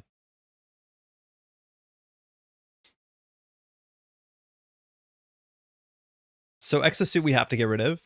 That leaves our hand with, this has to be our physical. So if we do physical, mental, science, that's fine.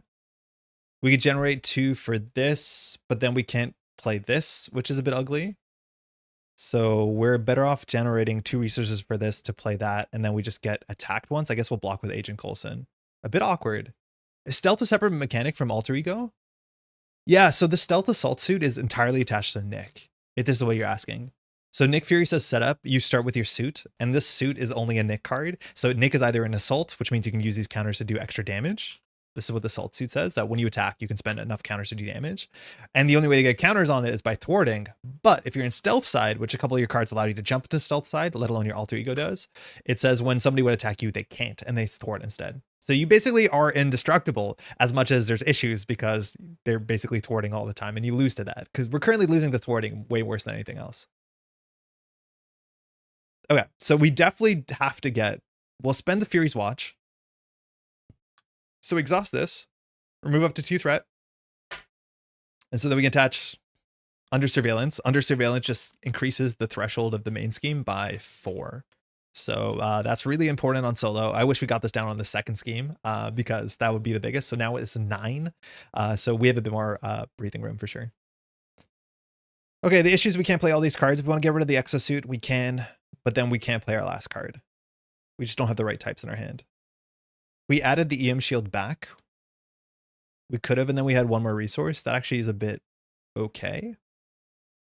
Yeah, so let's use practice plan when we use the EM shield and return it to our hand. And we still won't trigger secret agent. This is convoluted, I know, but I want to use the whole hand. So we'll pitch 1, 2, 3 to get rid of the exosuit. So it's 3 different types. Whenever you spend a wild, you can choose what it should be spent for. And then we'll just pay 1, 2 for covert surveillance. Covert surveillance has removed 2 threat. If you're non-stealth, become in stealth. So we're in stealth. We can Fury's Flying Car to ready ourselves, but we don't have a big incentive to do that unless we want to attack the Flame Soldier. I think we have to attack the Flame Soldier. So we'll spend a charge here to ready ourselves with Fury's Flying Car. We'll, oh, we can't attack. No, okay, so that's silly. I think Agent Coulson will, no, that's also silly. Wait, this is all silly. This is all really bad. If you don't draw, I think, oh man, I think that's awful. I think that was really bad. I think we have to keep a practice plan because we have to just keep firing sting operations. That's the only thing we do. Agent Coulson can't block because we're not getting attacked. Wait, this is hella clumsy. So we attack for 1. What defeats us? Nothing. We just have to give up. We'll pass. 1, 2, 3. Eye patch camera is good. Eye patch camera is another like don't lose button. We totally deck out here, and so we get an encounter card. I wonder if you can build a deck that tunnels one side and doesn't bother flipping. You can't inherently, because the problem with the text of stealth, well, you have 2 issues, is that they really want you to flip because this card loses its effect once you have 6 counters on it.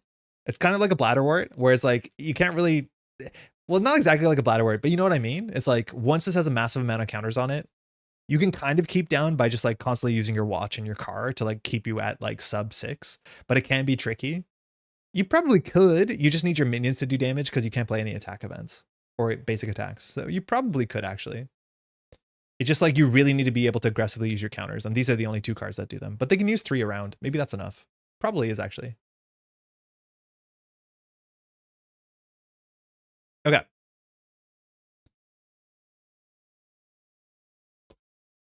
This goes to 1 of 9. We would be attacked, but we're in alter ego. So Crossbones is going to scheme for 2 and a card. 4. So this goes up to 4, and we capture 1 of them. Hydra Flame Soldier would scheme for 1. We capture it instead. Now we can't stealth suit anymore, and we draw 2 cards. We lose to Dark Designs, I think. Evil Alliance. Okay, this just puts 3 counters on Pursued by the Past. If this has 4 counters, we get our Nemesis. Sinister Strike. This thing technically fires. I guess we could lose to this too. Oh god. It says place 1 pursuit counter. Okay, no. So this goes to 4, and because it's on 4, it removes all the counters, so we don't get our Nemesis. Or sorry, we don't get attacked, which would be a scheme. We get our Nemesis instead. So we get to go meet our friend Ryan. Funny enough, Orion is not elite, so we can arrest Ryan. Ryan has 6 health toughness. Ryan actually has really scary text. Ryan can have any number of tough status cards. If that gets out of control, I don't know what you do. And force responds after Orion takes any amount of damage, give him a tough status card. So ideally, we're going to arrest Orion. The problem is if we put Orion in the raft, if Orion comes out of the raft, we're kind of annoyed. So we're just going to take the 1 and 4. It's technically a 1 and 5, I think. We have to put Acquire Infinity Formula on the table. This comes in with 5, which is a lot. And it says after Nick takes any amount of damage, let alone this has an amplify, which sucks for things scheming, give Orion a status card, a tough status. And if Orion's not in play, you have to find him and put him into play.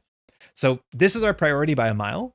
And then ideally this Orion, we're going to try and put that Orion in the raft. I want to be very clear. I feel really gauche playing this deck at this modern time, but that's what the game wants you to do. Wants you to put people in. Fuck, it's bad. I like how we ran the full run of you can't to you can. Sounds like it constrains your turn though. It constrains your turn, but like you're going to be doing these cards anyways. It's just like risky, especially in solo. It's high risk. I think if you played 2-player or you played 2-handed, you'd have no problem. You'd just be in stealth the whole time. The issue is like flipping this is good. Like making your attacks do 3 extra damage, which scales if you do like AoE attacks. So then you do 3 damage to everything. Or if you have an attack that says like deal 5, like that all works. So it's definitely a downside. But like people do also play this game where they never leave alter ego. And there's only a couple decks I think that can do that somewhat consistently, even in solo. Okay, that's us. So we need to get rid of Acquire Infinity Formula at all costs. Agent Coulson will help us for sure. So we are still in stealth. We have to play a sting operation, which we will. And so we will. We will use Fury's Watch to generate 2 resources, taking 2 threat off stealth, and we'll just play the Sting operation. Super important we get this down. I wish we had a recursion to get this back on the table, but we don't. We threw it out last turn to generate 1 resource. Heroes. We will thwart for 2, putting 1 in our suit. We have some ugly breakpoints here. Because everything thwarts for 2, this is on 5. Very ugly breakpoints. Okay. We will use the car, spending a threat to ready ourselves. I guess we'll Helicarrier for covert. This is remove 2 threat from a scheme. If you're in stealth suit, you may place that threat on your suit. So we'll drop this to 1. We'll go to 6, which is a bit too much. We have no way to spend more. This is the issue you run into, right? I think Agent Coulson will just thwart for 2, clearing this. So we don't have to worry about the amplify, which is good. And then we'll thwart for 2 off of this. We can put a counter here. So we're at 7. So now our ability is turned off. This is what I mean. It's like you generate a lot of times more threat that you can get rid of quickly. And then here, I think we just pitched 2 for our eye patch camera, which is good to have because it functionally removes like 4 threat. So this says when any amount of threat will be placed on the main scheme, discard this, place up to 3 threat on your suit instead. So that's a massive swing. I think that's it. Sting operation will deal with Orion. We probably won't threat out because we have the eye patch camera and we have secret agent, which can fire. We'll pass. First, concentrated fire. So if we ever need to blow up a minion, we can. Infiltration if we need more minions. That feels weird. Practice plan is really good, but unfortunately this sting is going to go. Covert surveillance. Now our break is so bad because we have 1 sting here, which we can't recur. 1 sting in our bin, which we can't recur. So our loop is just kind of broken. That our stings are like super far apart because we really need to recur stings to be able to deal with minions. So I think we're just going to flip up a bit more and just play like a more generic Nick deck.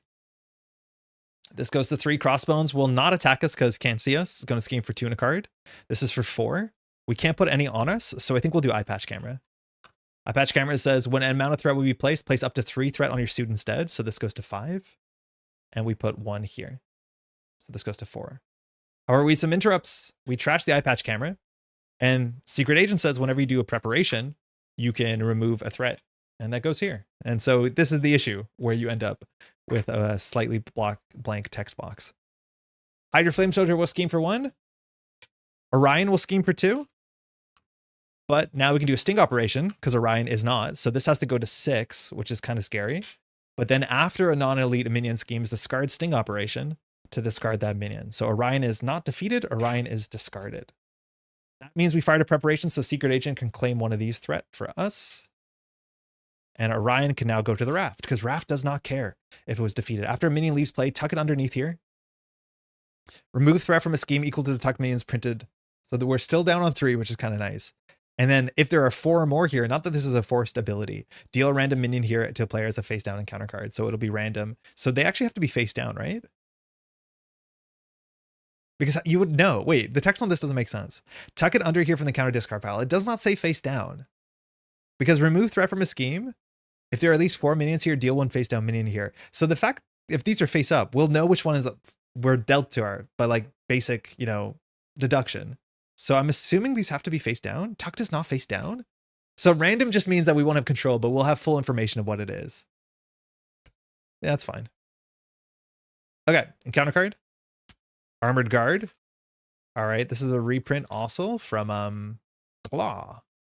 So this just has guard, 3 health, and it has toughness, which is a bit annoying. So we're going to have to do some work. I think if we can flip up, we'll like to flip up. Not that it schemes for anything, and it attacks only for 1. All right, our hand. We definitely can pop up and concentrated fire the Hydra Flame Soldier. I think that's definitely what we do. I wish this thing had overkill, but concentrated fire is one of the cards that allow you to pop up, do a bunch of damage, take a shot, and then jump down.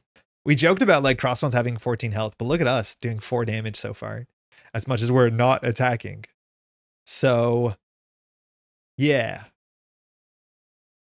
I think we're going to end up in covert.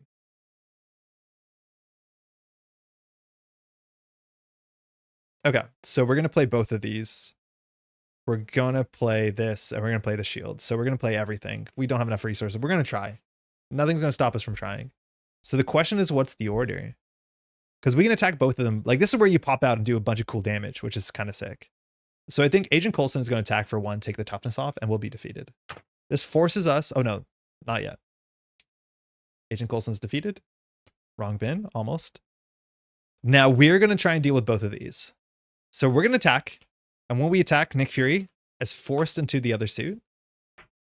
So we go into Salt suit. Sorry, wrong Nick. And now when we attack, we can use counters off of this. In theory, we could just use extra counters. This is why I like playing aggression, because you can give your attacks overkill, and that's very good. So we're going to have to work for our damage. So we're attacking for 2. We actually should just like use all the counters we can have. So we'll spend 3 counters. So we're attacking for 5. That defeats the armored guard. Cool. We will now Fury's Flying Car, spend a threat to ready ourselves. Here, we will generate 2 resources with our watch, spending 2 here. And then we're going to attack with Concentrated Fire. This attacks for 4. We'll spend 3 counters. At least they go fast. So we go down to 3. And so this attacks now for 7. So the attack gains range. So we do 7 damage to the Hydra Soldier. And we defeat it. So a couple things happen. Firstly, it's defeated. That's good. If this defeats a minion, we can either place threat on our suit equal to the printed value scheme. I think we will. So we'll put this to 4. And then we defeated this so it can go to the Raft. And so we can remove a threat. Okay, now we're doing our thing. Now, we have to do the text on Concentrated Fire. Sorry, no, that's not right. There was another trigger here, right? No, that was it. Pretty sure that was it. We added one there. Yeah, that's fine. Okay. The toughness sucks. There's no way around that. We don't want to go stealth. We will. We can take a photo and disappear into the shadows again. So no stress. We will attack to take the toughness off. Otherwise, do I spend all those counters? No, 100%. We're going to jump back. And then we'll spend the helicarrier for covert surveillance. So we were never close. Remove 2 threat from a scheme. If you're on stealth, you may add it. Otherwise, you may change to stealth. So we have 5 events in the deck that allow us to do that. So now we're back in stealth, so we're safe. Then with this, I think we're going to play Practice Plan because it's the most important card. Just so we can do our recursion stuff. And then I'll hold on to the EM shield. It's actually not super important, but it means we can take a big attack if we keep up. So I'll hold on to it, but I don't feel great about it. And we'll pass. Another practice plan. So we definitely want to fire preparation, not that we have any.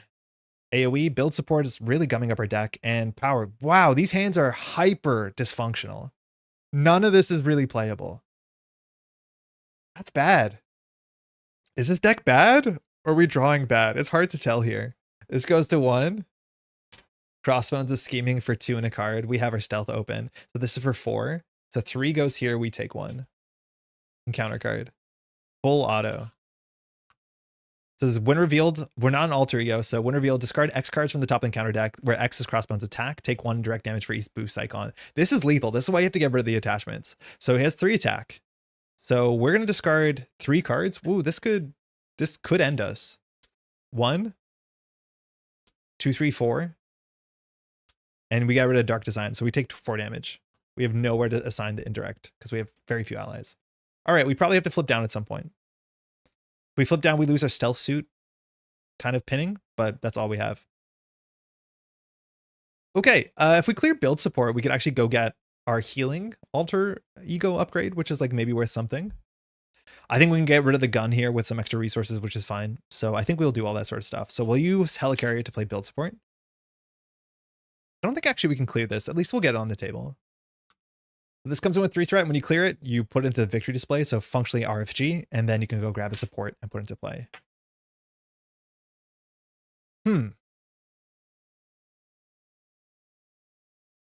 We seem very dead. Nah, we're totally fine. We're honestly fine.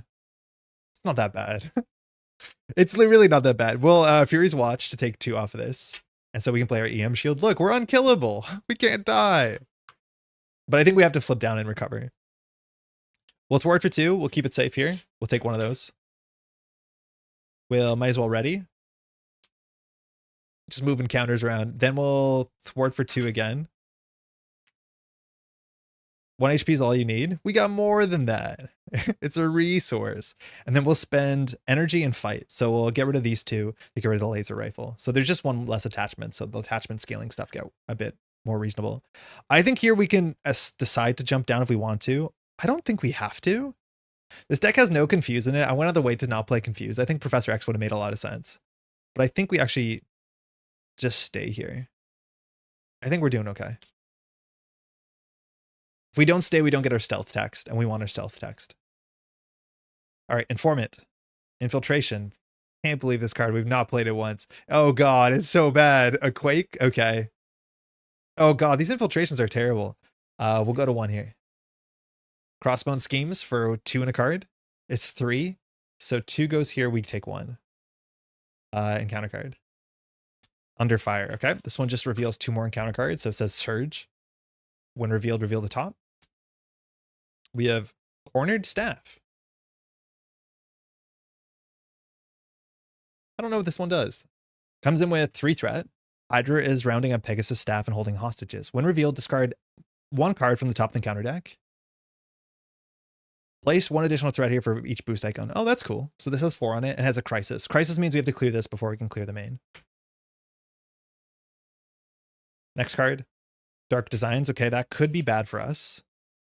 So this puts 1 threat on the Pursued by the Past, and then Crossbones just naturally schemes. So 1, 2, 3. So this goes up to 5, and we take 1 of them. So we're at 6. Okay, good. This deck might be leaning a little too much into Thwart for solo. Maybe better in 2 or 4. Yeah, that's the problem with the infiltrations. It's like genuinely, if these were clear the areas, I feel a bit better. Now on this turn, it's actually okay. The problem is like we broke our recursion loop, so we don't have access to our sting operations. So our deck hasn't done the cool thing here. I'm pretty sure now that we're gonna play infiltration, we're gonna get Madame Hydra. Like that's the bad problem. But I think we're gonna go ahead and like Cornered Staff and start using these because I think we have to. Otherwise, we're doing okay. We're holding on. We at least have an informant for when a minion shows up, and this does work on non-elites as well, or it works on elites.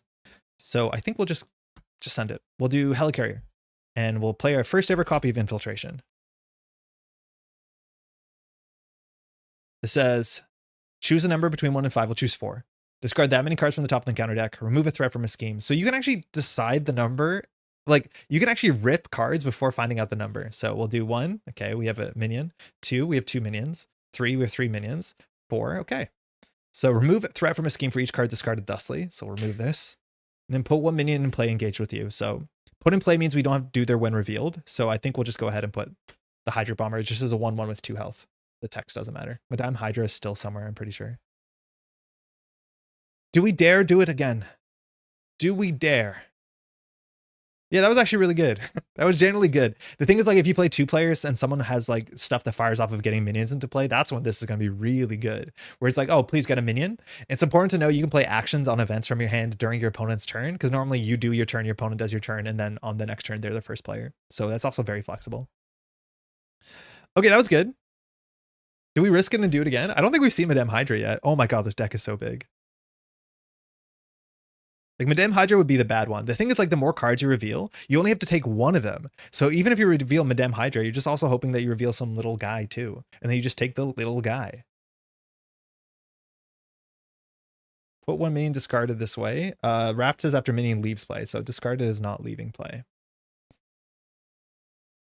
So what else do we do with this hand? We can play this for free and then we can play Quake for free. Yeah, let's try it. Let's do it again. Let's see what happens. We'll say 5. I don't care. 5. 1. Okay, we already have a little guy. This thing does have Quick Strike though, but it will scheme against us, so it schemes for 0. 2. Please find Madame Hydra. 3. Please find Madame Hydra. 4. Please find Madame Hydra. We did not find Madame Hydra. So we'll go ahead and put the Hydra Jet Trooper in play, which is functionally useless. Madame Hydra is in the bottom 3 cards. Okay, this is the Hydra Jet Trooper. This doesn't have text besides Quick Strike, but Quick Strike, it would try and attack us, but when it attacks us, it schemes for 0. And so in theory, we could... No, there's nothing we could do. Cool. Wait, do we pitch the informant? No, we're not pitching the informant. We need the informant. We'll pitch this. Excuse me. Okay, this goes down. Now we're 5 cards closer to the Madame. I know, let alone an acceleration icon, which is also going to be a problem. So these are not a problem. Barely an inconvenience. So the issue is we can't play both of these. We can only play 1. I think I'd rather play Quake because Quake's text is really fun. So I'll spend 2 off the suit to play Quake. Quake says after a minion schemes, discard Quake. or sorry, Exhaust Quake to deal 2 damage to that minion, which means Hydro Bomb will just defeat itself, which means that the Raft will clear it, which is kind of cool. All right, we'll thwart for 2 into this. Actually, do we just pump? We could just jump up and just like totally start goofing people up. That's not our style. We'll work on this for a bit. This goes to 5. We'll ready ourselves. This goes down to 4. Like, we legitimately could hop up and start just like dicing. We also could go recover. I think recovering is also reasonable. We could hop down, recover. The difference is this doesn't fire. No, we need this to fire. Oh, she's ready.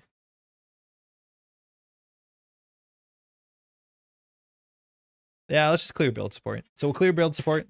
So this searches our deck and discard pile for a support and put into play. This also gets a threat. So let's see what we have. I don't think we have a lot of supports. We got both our supports on turn 1 that we really wanted. So nothing in here. The Raft is in play. That was another support we could have searched out.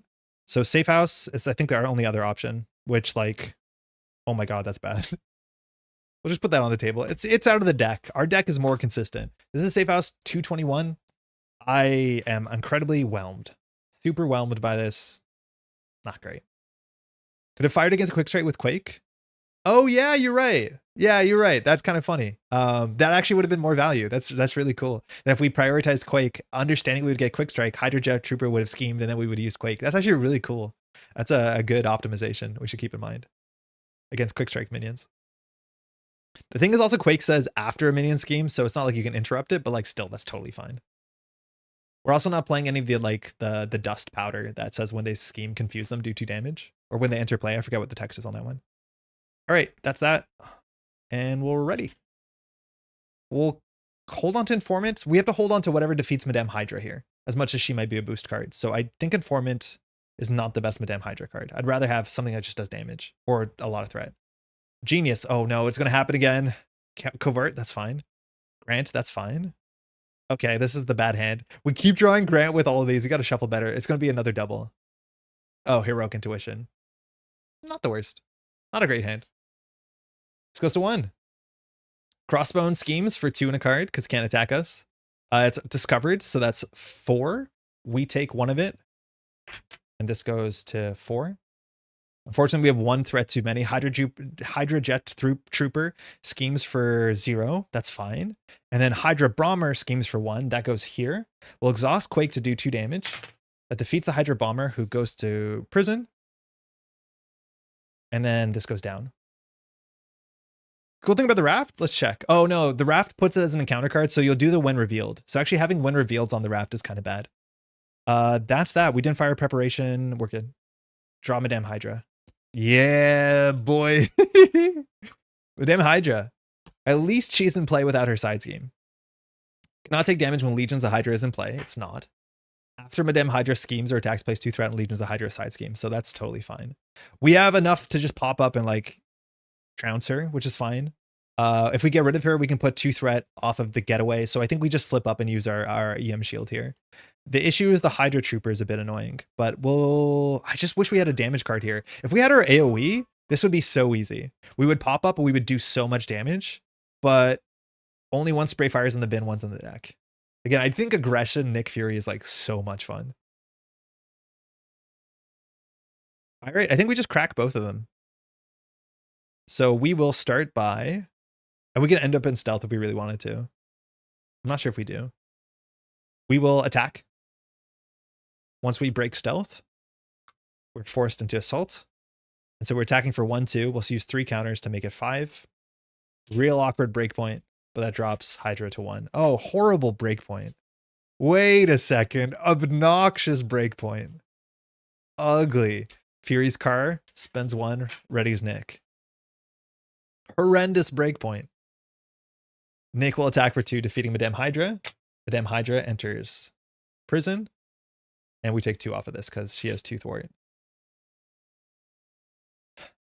We use the car, right? Yeah. We'll just spend a double to give ourselves Heroic Intuition, so we have +1 thwart. I'll just put that down there. We have a thing for that. This just gives you +1 thwart, so we're thwarting for 3, which is fine. We definitely thwart at least once. We'll play Grant Ward. Oh, we definitely should have done Grant Ward. Hold on. We'll play Grant Ward, and we'll use Grant Ward for the activation. Totally forgot he's in our hand. So Grant Ward will attack for 2. That's better. because then we can attack for 1, 2, 3 into the jet trooper. We're not doing any damage to Crossbones, unfortunately. We're about to deck out. And then I think we will just helicarrier for covert surveillance. Nope. So we'll remove 2 threat here. And we'll go back to stealth. Look at us managing the board elegantly. I don't think we'll hold on to the double. We have enough resources. We need to work on this. Luckily in stealth mode, it shouldn't be a problem. All right. 1. Oh, it was the next card. That was so important. We got to that turn. It saved us so much damage. 2, 3, sting operation, covert. I don't know why I'm holding the deck like this into an energy. That's great. So at least we can set up the sting with the practice plan, and then we'll have no problems with minions. We don't care who comes out of the raft. And we've finally done the dream. This goes to 1, and then Crossbones schemes for 2 and a card. It's star boost. Notably, the deck here has just run out, so we get an acceleration. That's not good for us. And what's Hydra Flame Soldier do? It says, if this card resolves during undefended attack, no. So Crossbone schemes for only 2. So 1 goes here, 1 goes on us. And this goes into the discard pile on its own. This deck has our Nemesis set, has all the standard 3, has all the experts. So we're at the point where it can literally be anything. And at least that's exciting.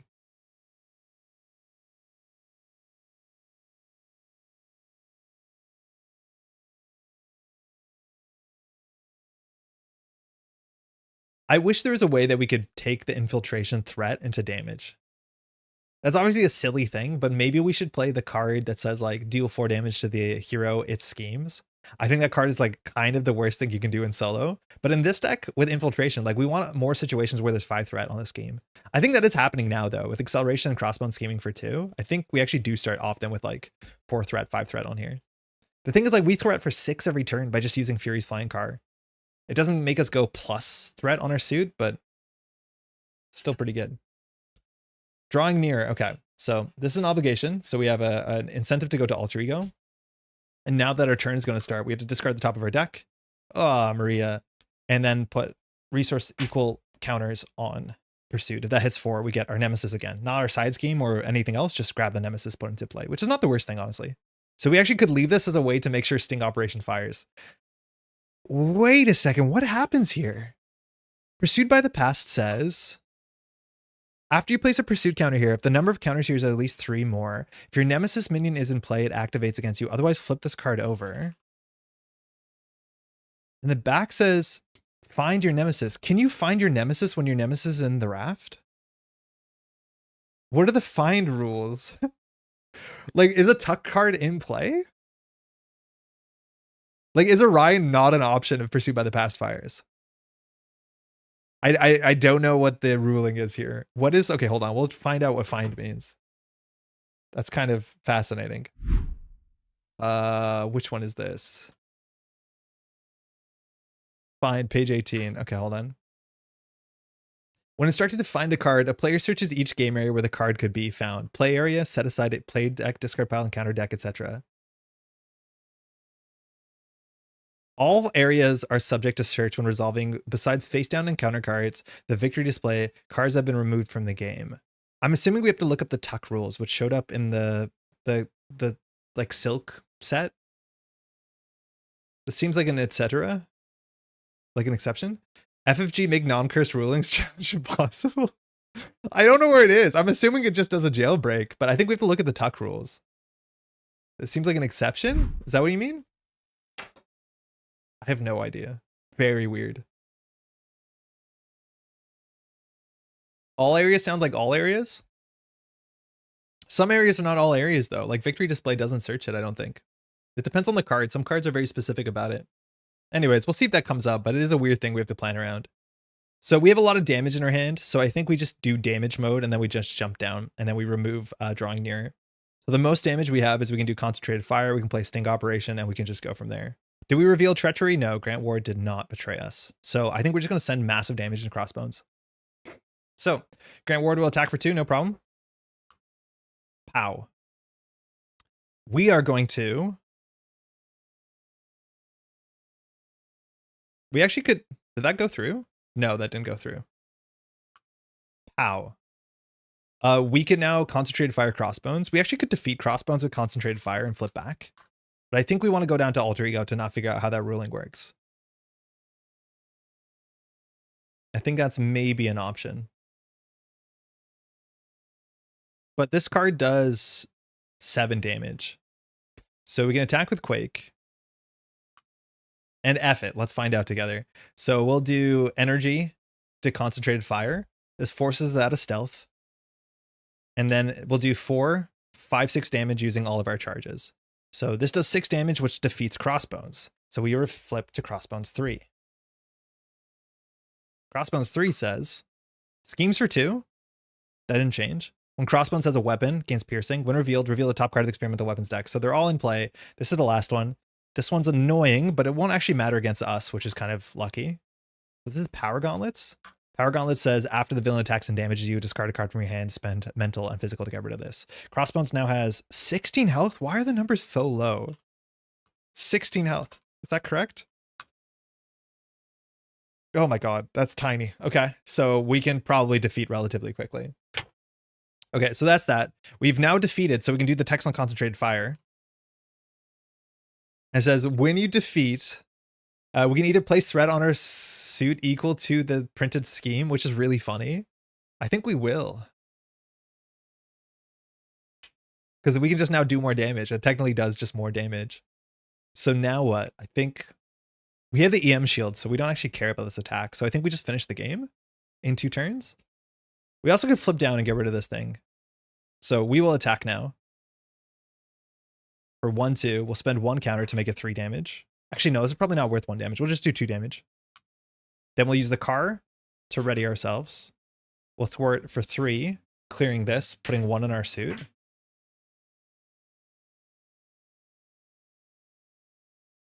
And I think we just flip down and run away strategically.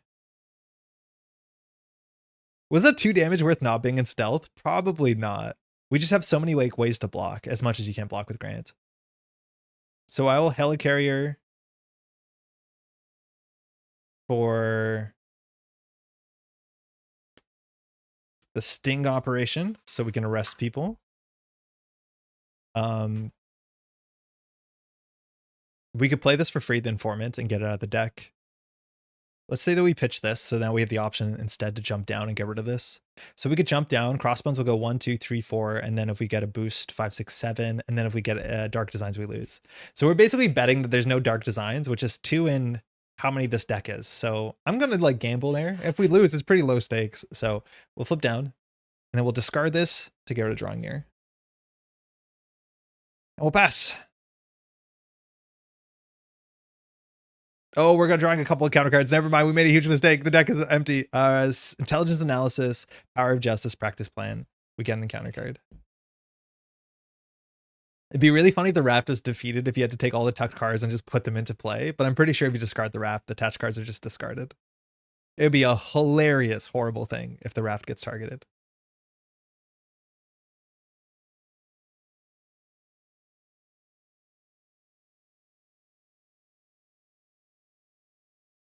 Okay.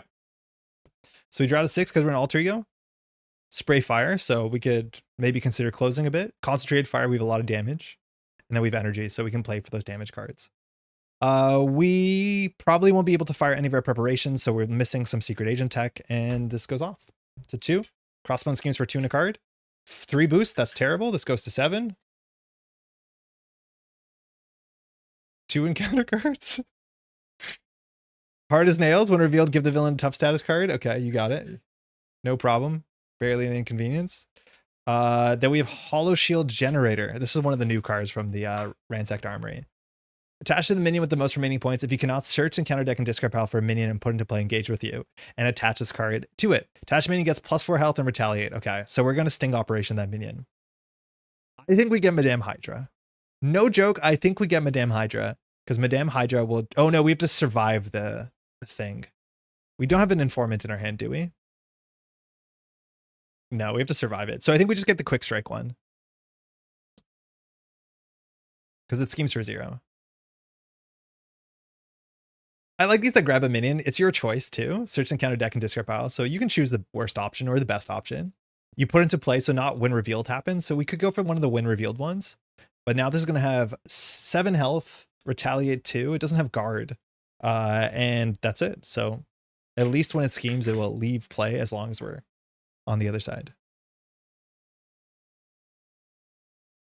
Okay, that's us. We can do damage. If we defeat the Hydra Jet Trooper, we can go to stealth mode, but the problem is, like, if we don't play the attacks, we're not in stealth mode. So I think we just start blasting. Oh, but this is going to advance if we don't clear it. We didn't reveal treachery. We did reveal treachery. Oh my god, actually, Grant Ward. Hold on. We should have done this before we revealed the next thing. So we have to spend a mental here. After you reveal treachery, you may spend a mental if you do not Grant Ward attacks us. So we don't want to do that. Okay. So, problems our hand is damage, but using the damage puts us into non-stealth mode, which is exposing us. Oh, we forgot our safe house. You're right. We forgot it last turn because it was behind the camera. So we should definitely use the safe house on the last rotation. Sorry, it's right behind the microphone. So that heals 2 damage, which we actually do kind of like. That means it's ready again. So we can do it again to put us up on. Oh, that was not right. We should be on 6. So we can use it one more time to take us to 8, or we can add threat. Yeah, this is right behind the microphone. I'm struggling to find a place where the microphone like is perfect. This might be better, but then like suddenly it gets a lot quieter when I don't nail it. So I think here is probably fine. Yeah, I can see the table better. Hopefully that sounds fine. Okay, good catch.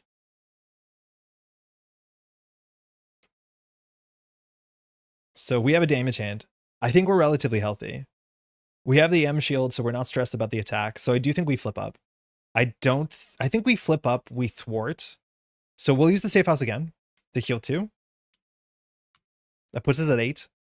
We'll jump to stealth for a second here. Wait, should we? Does it matter? It doesn't matter.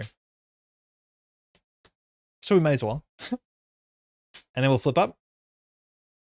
We'll thwart for 3. From 7, we go down to 4. And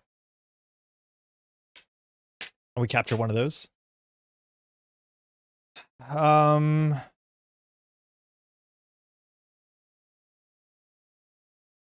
We car to ready ourselves. And then we'll scheme for 3 again, putting 1 here, or thwart for 3. So we're down to 1. So that's fine. We're still in stealth, but we'll break stealth in a moment. We have to take the toughness off. I guess we just spray fire to take the toughness off. Yeah, so we'll do helicarrier, energy, spray fire. We won't boost any of this damage because it doesn't really matter. So we'll just do 3 to everything. So this goes down to 4. This takes the toughness off. This doesn't have guard, right? It gains +4 health and retaliate 2. Oh, this has ranged. Very much this has ranged, so we don't have to worry about the retaliate 2 on this. I should just put this so I don't forget that this thing has retaliate, but we don't intend to attack it. Okay. We're exhausted, but we're going to do 1, 2 into concentrated fire. So we pop out. We're in assault mode. We use 3 counters. So that's going to do 7 damage to the villain. We didn't defeat the villain, so we don't get any text on it, but Crossbones is weak. Grant Ward's going to attack for 2. Defeat. We'll keep Quake for a panic block in case we need Quake, and I think we'll just pass. We will get attacked. So we get 1, 2, 3, 4, 5. That's a pretty reasonable hand. This goes to 3. And now Crossbones is going to attack us for 3 in a card. If we take any damage from this, we have to discard a card because of the power gauntlets. We are not going to block. 1, 2, 3. This puts a counter here. And we would take 3 damage, but we'll just discard the EM shield. And that's all we're going to discard. So EM shield, we can discard this, prevent all damage. And then we can fire a secret agent, which just hasn't been firing enough, to remove a threat from this and put it on our suit instead. Cool. Now the Hydra Jet Trooper will scheme for 0, so we put 0 threat here. And after that, we can do Sting Operation. So this is what the deck is meant to do.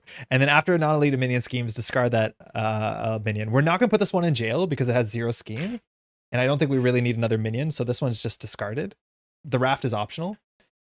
And then with Secret Agent, we can remove 1 from here, put it on our suit, and then we will get this back in our hand by discarding Practice Plan, which removes 1 from here, puts it back in our suit. That's what we need to be doing a bit more, because that's a really sick clear. So like, I do think what we're learning is we actually have to be not in suit mode all the time, because it isn't the worst. It's not generally the worst that we have to like jump in and out. Master Plan. Okay, fine. So we rip things until we find a side scheme. Found it. It's the Cornered Staff again. So this one trashes the top card of the deck, I think. So it comes in with 3 and it reveals. So we're just going to add 1 more here. So it's 4 with a Crisis. That's good. Gives us something to do. And by something to do, Crossbones has 5 health. or something to do with shoot crossbones. So we'll just pitch 2 for this concentrated fire. And that'll do it. So this does 4 damage. We're in assault, so let's make it just do 7 damage, and Crossbones is knocked out. Could have dealt with the side scheme that turn, I'm pretty sure. Yeah, we definitely can. And then we can still do this thing. Okay, actually kind of cool. The deck is cool. I think there's some cards we can get rid of that don't make a lot of sense. I do think some of the cute cards are not working out. I think Informant probably is worth a slot. I don't think the cute Espionage, I think it is too cute. I think we're being irrealistic. And I think the Stealth Suit is irrealistic. I think 2 Informant might be much, but I think the deck actually is good with Informant because we're getting minions on the table. But we're actually doing some kind of neat stuff. What else should we play in this deck? Maybe more minions, but like minions don't seem super useful. I just wish we had utility minions, and we don't have a lot of utility minions. I was thinking maybe playing Wiccan? What's Wiccan do? Haven't played Justice Wiccan in a while. When Wiccan thwarts, discard the top card in counter deck for each boost icon discarded deal damage. Ooh, that's not bad. Wow, that's really cheap. Yeah, getting a bit more incidental damage would be kind of good. I don't know if there's anything that's like minion management that we could play. I was also thinking of playing Manifold, because we can go grab our side schemes. The original version of this deck had the side scheme that allows you to capture a minion and make it work for you. That like redemption side scheme. And I thought like at the end of the day, we'd rather unfortunately put them in the Raft, which is again dark, but so is this whole deck. Wiccan's not a bad shout. We're drawing hands with too many resources and nothing to do. It's like, we can't play Nick Fury because of obvious reasons. Turn the Tide. Is that the one where you thwart? The problem with Turn the Tide is it throws you out. It's an attack. So it's not bad, and it's cheap damage, but it means that we'll be spending more time in assault mode. But it works really well, because functionally it's an attack for 4, because when you thwart, you will always have at least 1 threat here. I think Nick Sr. is so absurdly bad. I do not understand. I feel like they swung so far back in the direction, but Nick Sr. is just... If Nick Sr. costs 3, would I play Nick Sr.? Yeah, probably. 4, I don't think I do. Remove 3 threat is whatever. Draw 2 cards is whatever. It's like not the worst, but it's not amazing. Give a shield is a tough status card. I don't care about this. The problem with Nick Sr. is like the best case for Nick Sr. is that you block with him, just like Professor X or Nick. And then the issue is like if we're in Stealth Suit, that's a useless clause. It's like just straight useless. So we need to draw Nick Fury, play Nick Fury, and then still, we could try it. Let's just try it to see what it feels like. I'm apprehensive, but we have good resource generator, singular. So maybe, oh, this is ours. Oh, I shuffled the cards we were going to take out back in. Excuse me. Giving 1 tough for your whole hand seems incredibly worthless. Yeah, seems bad. It is a shield card, so you can have shield like traded synergy packages, which is like kind of okay. But yeah, your whole hand for a toughness, like most minions functionally are a toughness. So I don't get it. Manifold might need 1 more side scheme. Yeah, exactly. We would need 2 side schemes. The build support looked bad because it was, but I actually think we're good at side schemes, but I think the Justice side schemes are just kind of sleepy. Lion Weight. Yeah, Lion Weight I think is right. I just don't like, no, Lion Weight is something else. That's this. But a lot of the Justice side schemes are like kind of subpar, if you ask me. It's like the one that does damage, 5 damage for 4 threat. Maybe that's something. It just doesn't feel like a good use unless you're playing like the one that draws cards whenever side scheme's defeated. Yeah, the damage one. That's good art. I don't know. Maybe we'll try the one. Maybe we'll try the one with that you mentioned earlier. I like that. We'll try doing a bit more damage. 1 second.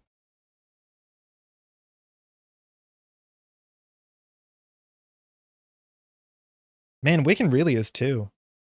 That's kind of sick. Huh. Yeah, I don't mind Manifold. You could play Great Responsibility and just take damage. It's like not unreasonable. Great Responsibility just says when you would be about to put threat on a thing, you just take it to damage instead. I think we should have more damage than anything else. Like Soak, we got only attacked like once all game. And so like it's a panic button. I do think it's kind of comparable to a bunch of the preparations, so it's not the best. Clear the area is just good, which is a problem. It's just always good, especially if you play solo. So we could try Turn the Tide. I honestly think Swift Retribution is like Maybe a bit difficult to make work. Oh, it's an attack though, so they will actually attack us. Okay, no, that doesn't make sense. We'll try 2 turns the tides. I just add a bit of cheap damage.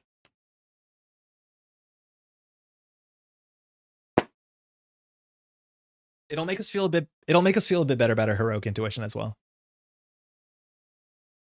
Okay, let's just clean up. Who's next?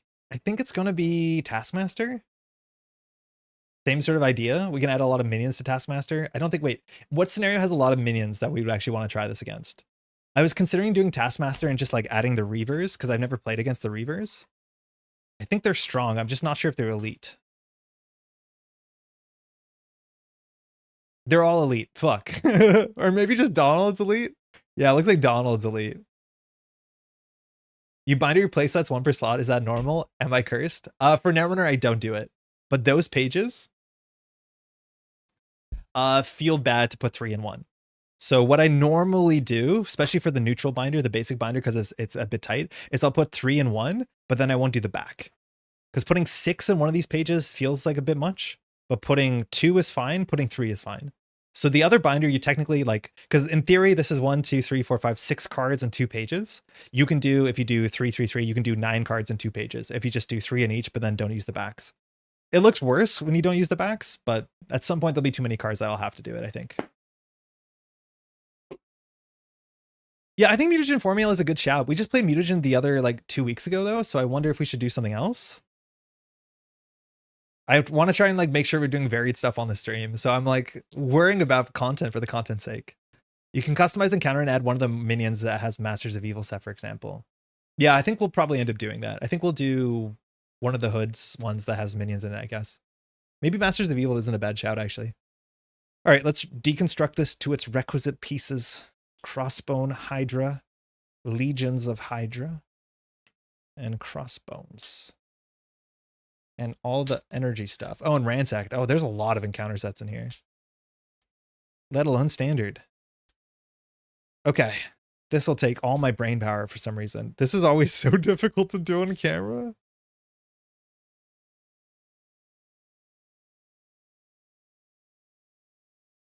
I think Ransacked Armory might have made the deck easier based off of what we were doing. I think some of the weapons scale with more weapons, and so we probably helped ourselves there.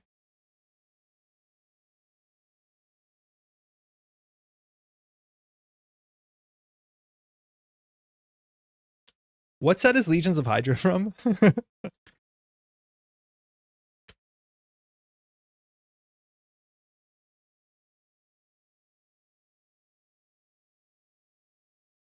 Hydra Assault.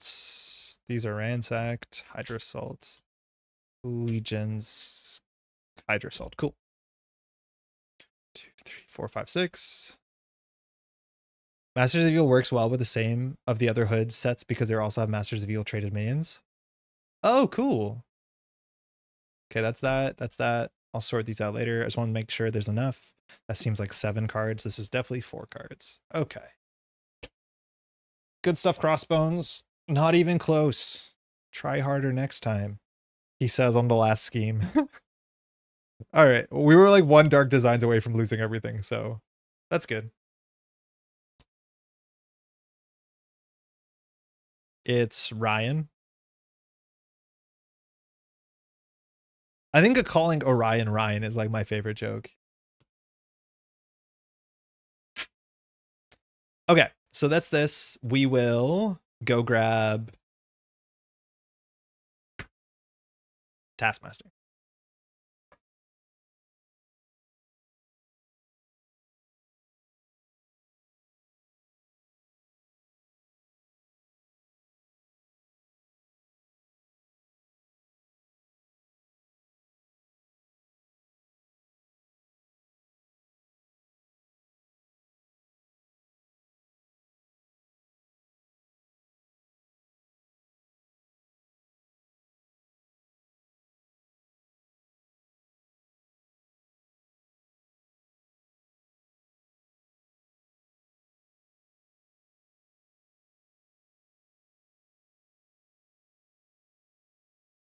So Taskmaster only uses 1 encounter set and it's Weapon Masters. So we should find one that has a bunch of minions.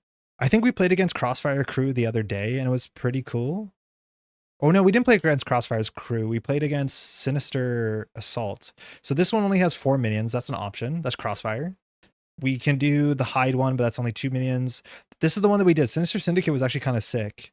It had a bunch of Masters of Evil. So we did 1, 2, 3, 4, 5, 6, 7 minions. And they have cool text. So I'm leaning towards that. It's a crime-based thing. We could do the bigger ones, but these are all elite, so they don't actually interact with any of our stuff. Those are the Thunderbolts, and then the rest of them don't line up well. So I think that's probably where we're going to line up. I think we're going to try Sinister Syndicate again.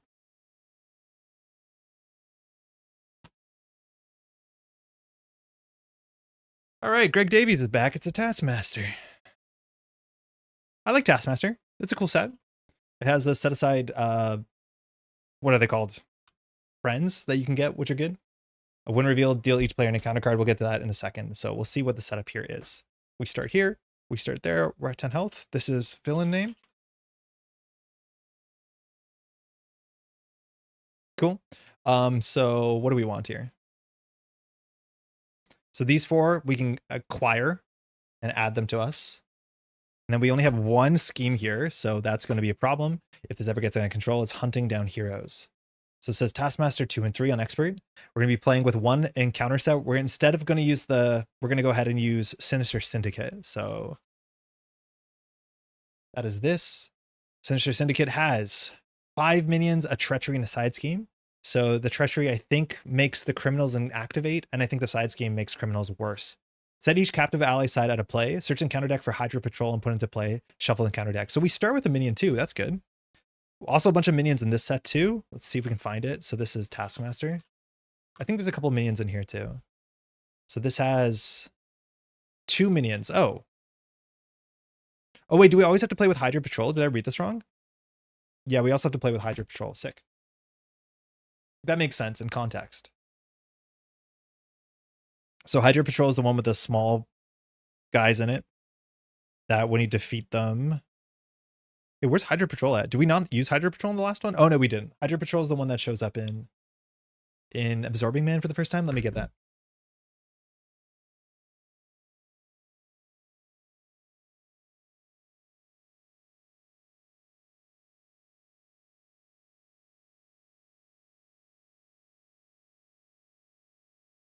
So Super Sleepy set, Hydra Patrol is just 5 minions and a scheme that starts in play. So this is going to start on the table. This has a crisis. On when defeated, you have to go grab an enemy, which is kind of what we want. So this actually lines up pretty well. And then we'll just shuffle everything together. That should be it. Taskmaster. Oops. When revealed, deal each player an encounter card. We have 16 health already. And after a player changes to hero form, they discard the top card of the encounter deck and take damage equal to the number of boost icons on that. Schemes for 2, attacks for 2. Changing form counts, technically. Oh shit, changing suit form counts. There is definitely an FAQ on this, but like changing from like big wasp to small wasp counts as changing hero form, and changing suit form counts as a form change. So I think when we change suits, we actually have to do indirect damage from the top of the deck. It's not actually indirect, right? Yeah, they just take the damage, so we have to take it to ourselves. So we have to watch out. I think that counts as a hero form change, which is kind of wild. That is correct. Okay, good to know as much as it's bad to know. So we need to be a bit cautious about our suit changes, which means the card that we added to the deck that like does the quick attack counts. It's a form change, not a change to hero form. I think they FAQ'd it though, but I'm pretty sure it counts. Because I think they just don't word things like that anymore. Like I think Taskmaster's modern text would be slightly different. It would be after your hero changes form. This was early. The wording got a bit more. I don't even know, but yeah, Grim Rule. Okay, that's that. That's okay. Yeah, good challenge. That'll be fun. Hunting down heroes. I think the card we added to our deck is not good for this, but we'll figure this out. So the back of this now starts with 1 threat. It has a force response after resolving step 1 of the villain phase. So that's before the activation, but after you put 1 per player threat here. Either you have to put a threat here or take a damage. That's going to be a real choice because obviously Taskmaster's going to be scheming a lot more than anything else. So adding 1 threat here could be the difference. 12 is a pretty generous threshold. And obviously we can get that up to 16 with under surveillance. A Hydra Patrol, not a lot of text here, besides that after you defeat this, you have to go search for a minion and put it into play. It has to be a Hydra minion, so we don't have that many options. That means Quick Strike will fire, but when revealed won't fire, because put into play is not that. Has a Crisis, so we have to deal with this first, which shouldn't be an issue. We start with 2 threat on turn 1, so we can always clear this immediately. And of course, we can't clear this until we clear that. We have to get ourselves an encounter card, and we're off. Let's do a quick shuffle. I think the deck is already relatively shuffled, but we've been drawing so many bad 0 resource hands. I was like kind of bragging. I'm like, the resource curve on this deck is so low, and then you draw to all of them. Hey, Shmendrix, how's it going? It's good to hear from you yesterday. We've been playing some Justice, what's it called? Raft, Sting Operation. Nick, this is our second game. We're trying against Taskmaster to get some good old one-on-one running away from a guy. All right, we're Nick. Nick's text doesn't really matter in Alter Ego. We can just choose what side we start on a suit form, as much as we technically start on this side. Oh, Taskmaster has only 16 health. Do you ever play on Heroic? No, I don't. I don't think I've messed with any of the difficulties above Expert. So Heroic starts with... Wait, what is Heroic? I know what Standard 2 is. I know what Expert 2 is. Those are terrifying. Those don't look fun. That looks like just a lot of surge. And I feel like you probably can't beat it unless you're playing like the most busted stuff. Like just recursion loop, ally spam, stuff like that. As an American, I know how valuable imprisoning people can be. Honestly, as soon as I started playing this, I'm like, wait a second, this feels gauche. And apologies if that is. But yeah, the theme here is definitely resonant modernly on both sides of the table. Let's just at least say that. Heroic X is you draw X extra encounter cards every turn. Oh, so just play Sinister Motives on Expert. Yeah, I've done it all the time. I don't like drawing extra. So this is the problem I have. Maybe problem is not the right answer. Playing solo, drawing extra encounter cards sucks. Because in solo, you have a margin that if you just get attacked twice, you can lose. If you get schemed twice, like you draw 2 Dark Designs or 2 advances, you lose. And it's really hard to mitigate that. I think once you play more players, extra encounter cards, you can scale because your opponent can block for you. The thresholds are a bit higher. But I feel like in solo, like just drawing surge piles is so much more punishing because you have to be totally self-sufficient. And there's just like, you know, 2 bad encounter cards in a row. Somebody left a really long comment about how they don't play solo when we had a stream maybe 2 months ago now where we played Aerial Leadership. What's her name? The Gamma person. I forget her name right now, the quantum one. And we died on turn 1 where we just got like 2 cards that both did attacks. We had 1 defense because we were in the wrong gamma form and we got a spectrum. We got totally ruined. And the comment was like, I never play on solo because this is the reason. If I could stack the deck. This is actually a really funny comment. The comment was that if you could stack, say it was another player's responsibility to choose the order of the encounter deck. If they could do that, the hero would never win the game. And firstly, I disagree with that. I honestly think that's a fun thing to do. I think your opponent can play the villain and they can either stack the deck or choose which cards to give you, which boost cards, maybe something like that. Maybe they can always look at the top 3 and pick one, and then that's their choice. I think they can make it more difficult for you, but I think there are decks that can win even if your opponent can stack the deck. That being said, I thought that comment was kind of funny on the basis that like, oh, if I stack the deck when I play poker against you, I wouldn't lose at poker. It's like, well, that is the game, right? The game is dealing with the variance. That's why we're here, right? That is the thing we're doing. So removing that, I don't know. But I think both of us agreed that like solo has variance. The thing is like, I like that variance. I think that variance is exciting. The old Spectrum. Yeah, I did not have a good time playing Spectrum, but I also don't think I enjoy Aerial a lot. All right, anyways, this is us. What do we have to do on this turn? Let's zoom out again. Not too much. Removing this is fine. Getting a minion is fine. If we could start with our Raft, that'd be good. If we could start with our the handcuffs, that'd be good too. And then having our recursion loop would be great. Turn the tide. That's not it. I feel like this is probably a good card to add. I think for this scenario, it's pretty bad because form flipping is not going to be a great thing to do. Maybe. Heroic Intuition, I would say we probably can hold on to it because this is cute, but it's definitely not a thing that we need to start the game with. Eye patch camera. This is a good safety net. Now, I don't think it's super necessary, but I'll put it in the maybe camp. Concentrated fire, we definitely don't need. And then we have Grant Ward. Almost always we should start with Grant Ward. The thing with Grant Ward is Grant Ward can deal with the minion that comes out. Oops. Yeah, actually, that was correct. From Hydra Patrol. So we could defeat Hydra Patrol, get Grant Ward, maybe deal with the minion. I think there are Hydra minions that have 2 health, but I'd have to double check. Probably worth holding on to. So what else are we keeping? I used to play exclusively two-handed solo. True solo has become a lot more fun as scenario design has improved. Yeah, there's something to that. Well, I don't know. I feel like I so much enjoy true solo playing. The first box is just like one of my favorite boxes, as much as it is too easy. But I do want to play more two-handed. I just think it's so much upkeep. Like keeping 2 decks built when I also have decks built because I play with my partner, and then like having to manage 2 hands and like on camera doesn't make sense. It just feels like so much overhead. That is the sort of thing I'd rather play digitally, but I like this game so much because I don't play it digitally. I don't think we keep eye patch camera. I think we'll keep this. There's the sting operation. That's good. We have a strength, so that's perfect. So the best top deck we can get here is our 0 cost return to hand preparation thing. Ah, shit. This card's actually good too, though. So I think we're not going to be playing Heroic Intuition. Yeah, we probably won't be. Okay. Good hand. Really good setup. So we'll just spam onto the table. We will jump to Stealth Suit. So sneaky. We will play our Sting Operation with the power of Justice. That generates 2 for yellow cards. For those who are colorblind, how bad is it to distinguish the factions? Like it says in the bottom right corner, is that enough? A lot of other card games I play have like watermarking and like the frame is slightly different per faction. It's just color in these, I think. We'll play Grant Ward free. He's a friend. It's never been a problem. Don't worry about Grant. Then we'll spend 2 for the Secret Agent, and we already have a preparation. We might not crack this right away because we want to be able to get it back with our practice plan, whatever it's called. And then I don't think we hold on to this. We'll flip up. We'll thwart for 2. We'll take this off. We'll put it on us. And then we have to do the text on Hydra. It says, when defeated, each player searches the counter deck and discard pile for Hydra minion and puts it into play. So not when revealed, shuffle the deck, if you insist. Oh, it has to be Hydra. Okay, so Hydra Soldier is an option. Hydra Regular, we can just defeat this. This has an Insight 1, which is when it's revealed, it puts a threat on the main scheme. We won't do that. I don't think we have to get fancy here. Hydra Regular is just good enough, and we can defeat it with Grant Ward, or it can scheme for 1. Actually, we'll let it scheme for 1.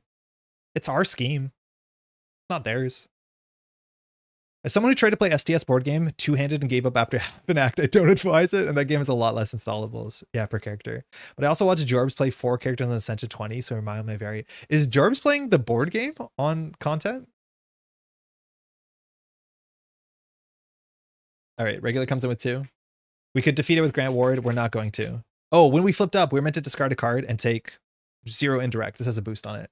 We have to remember Taskmaster's trigger there. We should have done that first, but it doesn't really change anything. There's more than 1 Hydra regular in the deck. Grant Ward will just swing for 2 damage because that's what his job is. So villain takes 2, and then we'll pass. Get us a flying car. Turn the tide. Yee. Energy. There's a practice plan. That's what we need. Another Sting, so that's a perfect hand. As much as actually no, if we return this. So now we're allowed to use the Sting operation on the Hydra regular, which is really funny. I don't know if it's that great. And we have a Power of Justice. So this hand is like ugly again, where we have way too few cards and too many resources. Huh. That sucks. He's done a few collabs. Jorbs is the board game on the stream archives channel. Oh, okay. Max Ascension, the board game is 13. Yeah. So this goes to 2.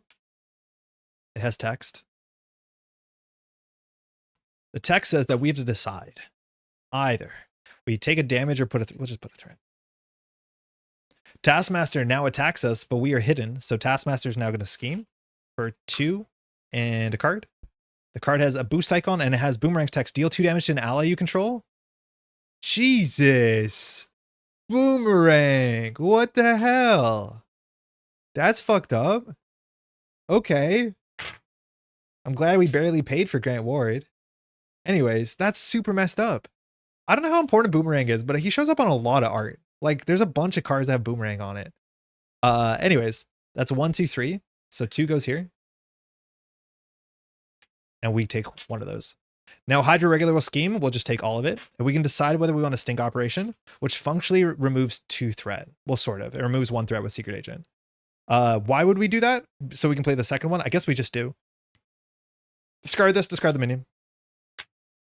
I think we actually shouldn't have got this minion. Are we allowed to retcon this?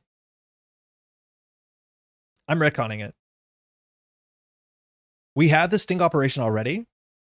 So we were much better served getting this Hydra Soldier, because this one has a when defeated clause, and we're not going to defeat it if we use a sting operation.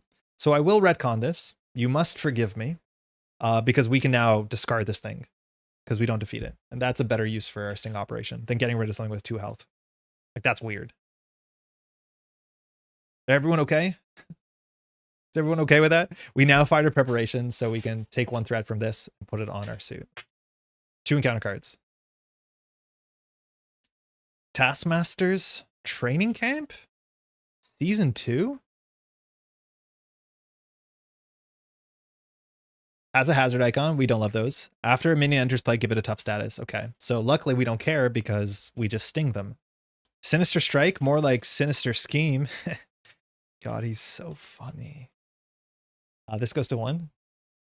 Sinister Strike. Taskmaster would attack us, but is unable to do that. So schemes for 2 and a card. 1 icon, so that's 3. So this goes up to 6. No, it goes up to 5. No, it was on 4. It goes up to 6, and we take 1. 4, 5, 6, yeah. All right, that's our board state. Taskmaster is truly one of the best shows this country has to offer. It's really good. I feel like there's a couple seasons I wasn't super hype about. I'm enjoying the modern season. Inviting Jason was definitely a choice that's targeted, and I feel like a lot of their YouTube thumbnails are trying to get the American audience. But yeah, I don't know if you watched the American one. It's really good too. Yeah, I've seen all of Taskmaster. I've seen multiple seasons multiple times. All right, we will simply thwart for 2. We have too much on this. Oh, that's bad. That's a lot of threat. That seems like it's a problem. Not that we can deal with it. We'll power justice for a sting. We'll play a practice plan. So we at least can fire this maybe.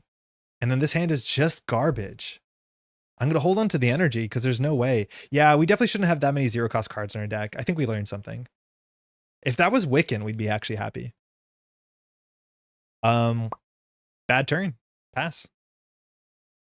This is gone. 2. It might not be responsible to keep the energy. Oh, infiltration's really good. Covert's fine. Raft is fantastic. Covert's fine as well. Okay, so we just have to lay low for 1 turn, which is kind of our thing. This goes to 7. Taskmaster schemes for 2 and a card. We can't steal any of it. Boost icon, good to get rid of a Dark Designs. So that is 2 more. Oh, we forgot to do the ability on this. We would have definitely taken the damage. We have to slow down, so we'll take 1. Because hunting down heroes says that after you put threat on this, we either take a damage. We'll definitely put the damage because we can't risk this. This is getting a bit scary. Hydra Soldier, okay. So this comes in. Nope, not you. So 4 health, has guard. Fine. Okay, so we will play the Raft. Sick. We'd love an energy research generator of some sort. So we can't play all these cards. We cannot. We don't know how to. So do we play the Raft? I think we do. We'll play Infiltration. And we'll say 5. So we're going to rip 5 cards off the top of the deck. Not a minion. That's a good card to get. Not a minion. That's a minion. Not a minion. 2 Dark Designs are out. That's 6. So we get the Hydra Soldier. If we had Quake, this actually is like a pretty legitimate strategy. This goes to 4. And we remove 5 threat from here. Huge for a 1 influence card or 1 cost card. So we'll rest 1 of these. We will scheme for 2. This goes to 7, which is ugly. We really need a resource to get rid of these. We don't want to hold the covert surveillance, so we'll just pass. Drawing up. Informant, slightly too late. Practice plan, that's great because we can do the double think again. Another infiltration. Okay, hold on. Too many minutes. Okay, this is one of those hands where the doubles feel really bad, and at least we can do a spray fire if we want to pop up and just full send it. The issue is we can't pop down, so might be a bit risky. This goes to 3, and we'll just take the damage. Taskmaster schemes for 2 and a card. We can't stop any of this, so 4. Unfortunately, we lost another one of these. These are really important because they grab us minions, so that goes to 7. This Hydra Soldier will scheme for 1, so we put 1 here. And then after we do a sting operation, the sting operation says that we discard this minion, so we don't defeat it, so we don't do its text. When that is discarded, we'll put in the Raft. So that is the 1 threat here on the Raft. We can now do Secret Agent twice, once for the sting operation and once for practice plan. So we'll add this back to our hand. This goes down to 5. We go down to up to 9. Then this Hydra Soldier schemes for 1. How are you feeling? Physically, not great. Almost canceled the stream. Probably was responsible too, but could be worse, I guess. How are you doing, Supernut? Okay. Next card. White Rabbit. Force interrupt. When White Rabbit attacks you, discard a card at random from your hand. Ooh, 3 health. Slightly cut off on the side there. Can't be too bad, though. I think we'd rather Sting Operation the White Rabbit, but we are behind. Big chillin' on a Friday. If we don't draw our upgrades or our supports, like if we don't have the car, we don't have our watch, like this is just goofy, and then we don't have text. So I think we actually just blow everybody up. Like I think we just pop up and just go absolute ham. That means, oh my god, going ham into the raft is really good. So ham we go. Ham we go. So we'll attack. We'll do 1, 2, 3 into spray fire. So here we have to break stealth. So we go to assault, and then we're going to use 3 counters to make this do 3 extra damage. So it's doing 6 damage to everyone. So defeat, 6 damage to Taskmaster. Taskmaster takes 6. We have a couple triggers. White Rabbit into the raft. The raft, whenever it consumes somebody, we can remove its amount of scheme. So this goes down to 4. Hydra Soldier, also consumed. This goes down to 3. Hydra Soldier, however, when defeated, we get an encounter card. So, okay. We had to do that, mind you, as an AoE. That's it for that. So that was good. Like we do burst damage. We do burst a lot of burst damage. Like here now we attack for 2, and then we add 3 damage to it. So 6 goes down to 3, and that does 5 damage to the villain. Seems good. And then here we can play 2 of these cards if we want to. Don't really have a reason to play Infiltration. I think we just play Practice Plan. Not that it does anything. And then we just throw out the Infiltration and we hold on to the Sting. We will get attacked here, which is fine. And then hopefully we draw into one of our sniper shots to defeat something that shows up. Did we learn guard doesn't eat spray fire? Oh my god, it did. I forgot that that thing had guard. Oh, beans. Yeah, good catch. Yeah, you can't spray fire into guard. So Taskmaster's at 9. Unfortunately, because it's at 9, I wouldn't have attacked. I would have schemed for 2, but it's fine. We'll hold on to this. 2, good catch. I forgot that thing has guard. 3, 4. Okay, that's good. We can flip down. 5, the car. Okay, that's really important. This goes to 4. We'll put 1 more on it. It's 5.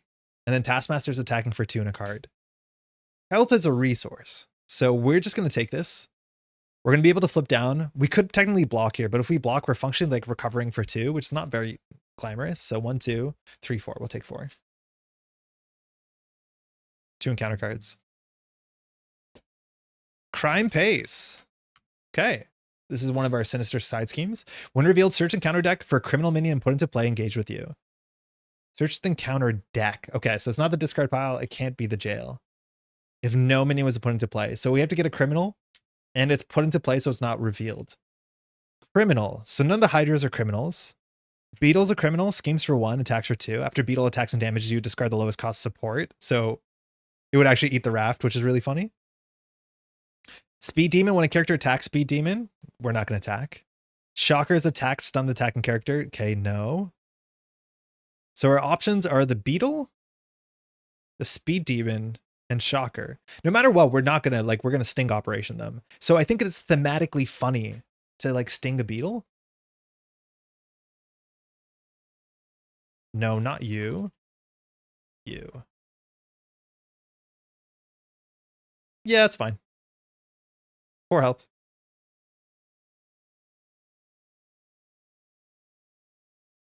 I think because I play so much standard 3 and so little standard, I'm not scared of Gang Up. But Gang Up is a card you should be worried about. Because it not only does a villain attack you, but all minions. And that's sort of like variants that you don't have in standard 3. Oh, this is, I think, okay. Discovered. Change the assault form. Okay. If there's no threat on your suit form, this card gains surge. Otherwise, choose to either take 1 damage or remove the threat. Each threat, in either case, discard this card. So taking 3 damage is a bit risky. So unfortunately, we're going to lose all of this, which stinks because we wanted to play our car, which uses threat as a resource. So that's okay, but we have a tricky turn here. That's a tricky turn. So what do we do here? Kind of sucks. We can definitely go to stealth mode. So we can play coverts. But if we want to play sting operation, I don't think we play sting operation right away. The issue is like we really want to play the sting operation, but if we don't play the car, it's really bad. This is a hand that really needed a double. We have no threat on our suit, and we have the ability to go to stealth. So infiltration is not that bad. So we can infiltration. Probably we need to get rid of this. Do we jump down? I just think we need to hold the car. So maybe we do... Oh, it's really ugly. Because this leaves us with this. So if we want to play infiltration, we have to decide between the car and playing sting. I don't think we need to play sting because this schemes for one and we just take it. So it's not a big deal. So the issue is how many stings are left in the deck. Because sting is the good way that we get rid of enemies unless we draw our AoE. Oh, wait, there's 2 stings in the deck? This is the first sting we've played like 3 times? No, that's the second sting. So say that we don't play the sting. That means we get infiltration. We can play the car, but then we can't go to stealth. So I think we just play the car, go to stealth. Because the car is functionally thwart for 4. That's fine. So we'll spend 2 for Fury's car. It's flying, by the way. So we can exhaust this and remove a threat to ready Nick and get aerial, which doesn't really matter. We'll thwart for 2 off of this. We get one of those. We'll spend that one with the car to do the whole thing again. We'll clear this. Yeah, that's fine. Get one back. And then we'll covert surveillance.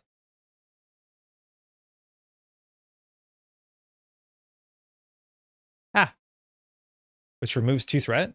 And then we can hop down the stealth suit. Okay.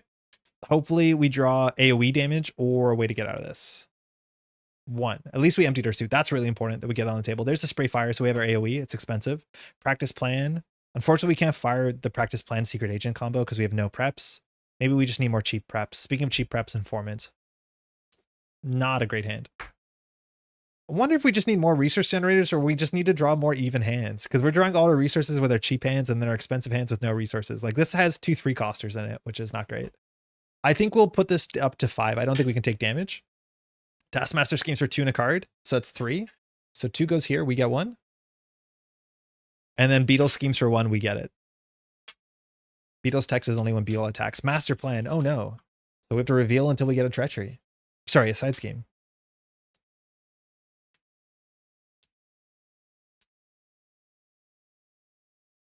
Haha. Nice.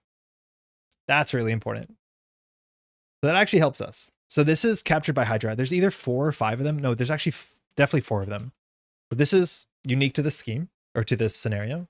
When revealed, place 1 random set aside captive ally face down beneath this scheme.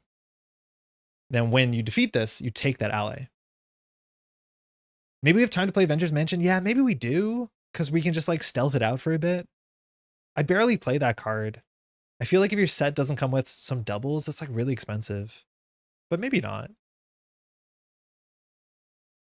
All right, so we can take one of these underneath. They're all really good. They're all very cheap with kickers. I think they're all free. So we'll do left as 1.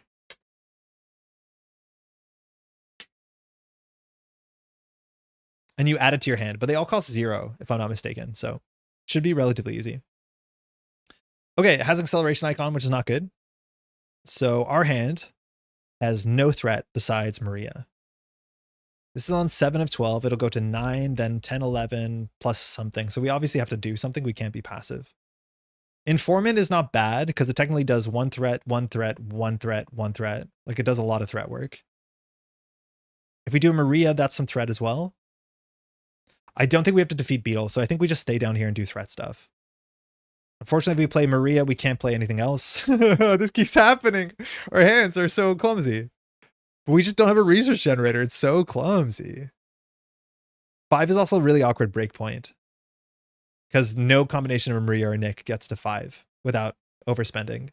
So I think we leave this for a bit and then hopefully draw the infiltration. I think we have 1 more. No, we don't. Bummer. So if we play under surveillance, we can play informant. Maybe that's a play. Where drip? I know. We've lost all drip. No drip. Give me Rozeki. I think we just have to panic do that. So we'll play Maria. It's our unique McFury card. When I'm playing with my partner, we're playing Maria Hill and Nick. And the problem is when you play Maria Hill and Nick together is that you can't play this card. Because obviously Maria Hill's in play and Nick is in play, and the uniqueness rule, you can't play them. So I just replace these with the team ups and don't feel bad about it. I think other people do that too, but sorry, that cost us 3. Oh, so we can't play another card. So we don't play Maria. We play Surveillance? No, I think we have to play Maria. Yeah, we just play Maria. And we'll keep the Spray Fire. No, we'll keep the Under Surveillance. All right, Maria. Getting this back actually probably does something. So Maria says, well, when she thwarts, place a removed threat. Oh, that's incredible. That's way too much. Wait, hold on. That's too much. We don't have our watch. We actually can't spend that. I thought it was only 1. That's way better. So then we'll thwart for 2 again. We'll drop this to 1. I don't think we'll place it on here. Then we'll Fury's card to spend 1. Then we'll clear this. We will not place it on here. So when this is placed, we get the ally and add it to our hand. This is also into the... Remove this from the game, right? Yeah, remove this scheme from the game. So victory didn't exist. We get Electra. Electra says, after you play Electra from your hand, spend a physical resource, deal 3 damage to an enemy. We'll just play Electra because she's free. We don't have a physical. We'll hold on to that card. Comes in with 3 health, attacks for 3. Okay. No shot Electra thwarts for 1. Electra will attack. We'll pass. 1, 2. Quake is good. EM shield's fine. Build supports whatever. Intelligence analysis is bad. Okay, so real talk. The bottom of our deck has our big resource generator. Helicarrier. Yeah, that makes sense. All right, this goes to 8. We'll have to take the damage because it says either place 1 damage or place 1 threat. So we'll take 1. And then Taskmaster schemes for 2 in a card. Boost icon, discard the lowest cost support you control. Oh, fuck. Do we discard the Raft? That is Speed Demon. These have really bad boosts on them. I don't play with the set a lot. Discard the lowest cost support you control. So it's either we're tied for getting rid of our flying car, which is so good, or just removing the Raft. These cards will just be discarded, which I think is fine. I think we get rid of the Raft. So these cards are released back into the environment. So that's only 2. So 1 goes here. 1 goes on us. Beetle will scheme for 1. We'll just take it. Sinister Syndicate is rough. It is cool. They're interesting cards. Like, it's the sort of thing that the more you play, the more you'll play around. Mimicry. Okay. Says, hero, discard the top 5 cards of your deck. If an attack card was discarded this way, Taskmaster attacks you. This will cost us to lose the game. I think there's 1 attack card in here, but Taskmaster cannot attack, so Taskmaster will scheme. Not an attack. Not an attack. Not an attack. No! Literally an attack, and we draw another encounter card, and we lose our watch, and we lose our helicarrier. We lose. So Taskmaster will attack us, but Taskmaster cannot attack us. So schemes for 2 in a card. So we need this to be a small boost. Because we're at 9. So this is going to go up to 11. It has to be 1 or 0 boosts. It's no boost! Not even close. We do get this encounter card. Oh, captured by Hydra. I mean, mixed bag. We lost our prison, so unfortunately we can't put anyone in here to remove threat. Not even close. Yeah, this game's too easy. We're doing nothing. We set up so poorly. Now all our setup cards are back in the deck, so they again could be on the bottom. So like, that's not good. We're at 3 health. We have to keep taking damage to Taskmaster. We need to jump down. We have no confuse. We just like need to drop mad infiltrations here. But our hand is not good.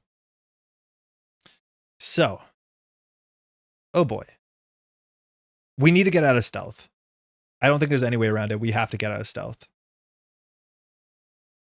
But we have a lot of threat work to do. So we could play under surveillance. We can cancel a card, that's fine. So we could do under surveillance, cancel. That's probably good enough. We don't want to play the build support. We could also do EM shield. EM shield is good because we could just block an attack, but that's what Maria Hill's job is for. and Electras. So I don't think we play the EM shield. Using a prep is good because we fire Secret Agent practice plan, but is this Metroball Grid? Or are my eyes deceiving me? Liquid Snake, how's it going? This is technically not the Metroball Grid, but I know that guy. How you doing? We've been doing some Marvel Champions content for a couple months now. Welcome to the channel. Okay. I think we just have to go into full safety mode. I don't think we can deal with this. We'll play the van.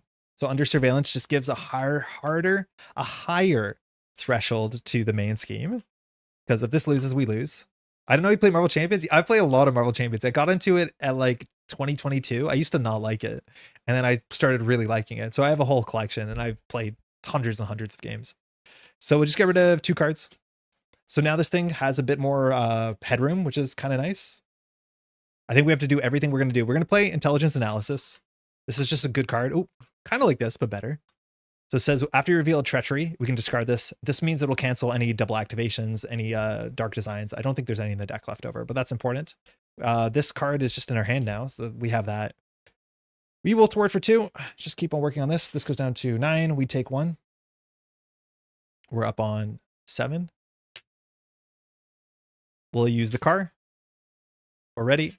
We'll do it again. I think that's enough. We get it. Maria Hillworth's thwart for 2. We go up to 9. Sure would love to do some damage. Electra will just finish off the Beetle. The Beetle has no text. And I think that's all we can do here. We could consider flipping down. It doesn't change anything because the stealth suit is already like super bloated. I think flipping down is reasonable. Taskmaster will be to go to 5, 6, 7, 8, 9. Yeah, we'll flip down. I think we need to recover. And then I don't think we hold on to the shield. With this interrupt is on both hero and alter ego, so this is fine. And I think we're good here. That's so awesome. Likewise, you got me to Netrunner. I'm a huge Marvel Champs guy. That's awesome to hear. Oh, no way. How did you find this channel? Because I'm not advertising this channel for better or for worse. Only like Netrunner people largely know about it. All right, concentrated fire. Covert surveillance. I would actually be okay with the safe house. Agent Coulson can grab any preparation, which we'd like to have the sting operation. Another covert surveillance, so at least we have a lot of threat cards. Okay, cool.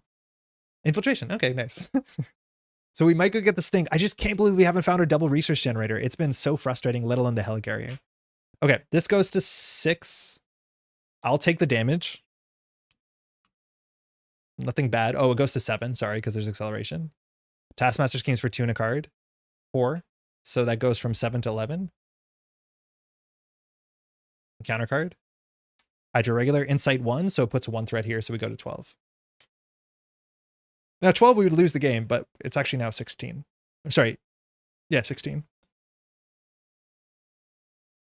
This is the smallest Hydra, I think, in the whole game.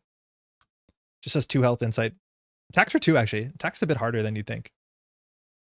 Did you consider like advertising to the Reddit or Discord or something? I have, but I'll be honest, Meteor, once I put out like a video content and I'm like, this is great. I've nailed my tone. There's no production issues. It's not an expert playthrough that takes 2.5 hours. Then I'll be like, hey, this is content that I think you should watch. Because I think a lot of people sometimes watch their first content and you only have one shot at that first, you know, opinion. And I just don't think I've nailed it yet. We're getting there. Do you just do it for yourself and you're like, let's put a camera because why not? I do it for both. I think it like helps me practice. I think at some point I will like make this a bit more public. Not that I'd be upset if people found it, but it's just I want to share when I know I'm like in the groove and I'm not there yet. Okay, so we can recover. We can still ready ourselves. Oh my god, are things bad? We can play every covert surveillance and that's it. When we flip, we have to take damage. So flipping is bad. We can just eat the Hydra regular with Electra, which is fine. Maria will probably be a panic block if we need one. I think I found this channel in the Marvel LCG Discord. Oh, I wonder how it got there. This might be in a time for infiltration. And then if say that we infiltrate. If we play Agent Coulson, but we can't play any preparation off of Agent Coulson. So that's not good. 3 coverts is really rough because then we won't have a lot of opportunities to flip in and out. This can put all the threat in the world on the stealth suit, but like that's not super useful. So I think we might have to just play Coulson. And with Coulson, we can grab a sting operation and we can play the sting operation.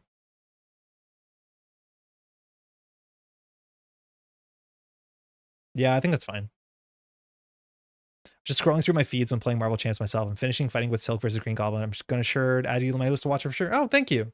I think Silk is really cool. I think the more I play Silk, the more I think she's cool. The problem is like she's gonna be another protection deck probably, and I play so much protection deck on this channel that I wanted to like do something else for a bit. Been watching for a few days, but almost finished everything, and I've been sharing your videos with my friends. Oh, thank you. You should advertise. It's already better than anything else out there, and I got into this Discord because some of us already promoting it. Oh, cool. Well, thank you. Firstly, thank you. That's very kind. I know there's a lot of great content out there. I just think my tone is like closer to a Neverter tone where it's longer and I over explain. And I feel like I need to get over that to be like, what do Marvel Champions players really want? For what it's worth, you stream here in terms of MISC stuff like UI and showing cards is all clean AF. Thank you. Yeah, we put a lot of time into that. All right, I'm going to recover. I don't think we have an option. So we're going to recover for 4. We're at 6. Fury's car is a hero action, so we can't ready double recover. I love you explaining the decisions. Oh, thank you. Cool, cool. That is lining up. I don't like it. Like, we have a video coming up on Monday. It's 2.5 hours. Yikes. Like, I don't know if that's approachable. Like, is that good content? I don't think it is. Did it take me 2.5 hours to do the thing that I did? Yeah. I edited it down aggressively too. So mixed bag. All right. We'll play Coulson for 3.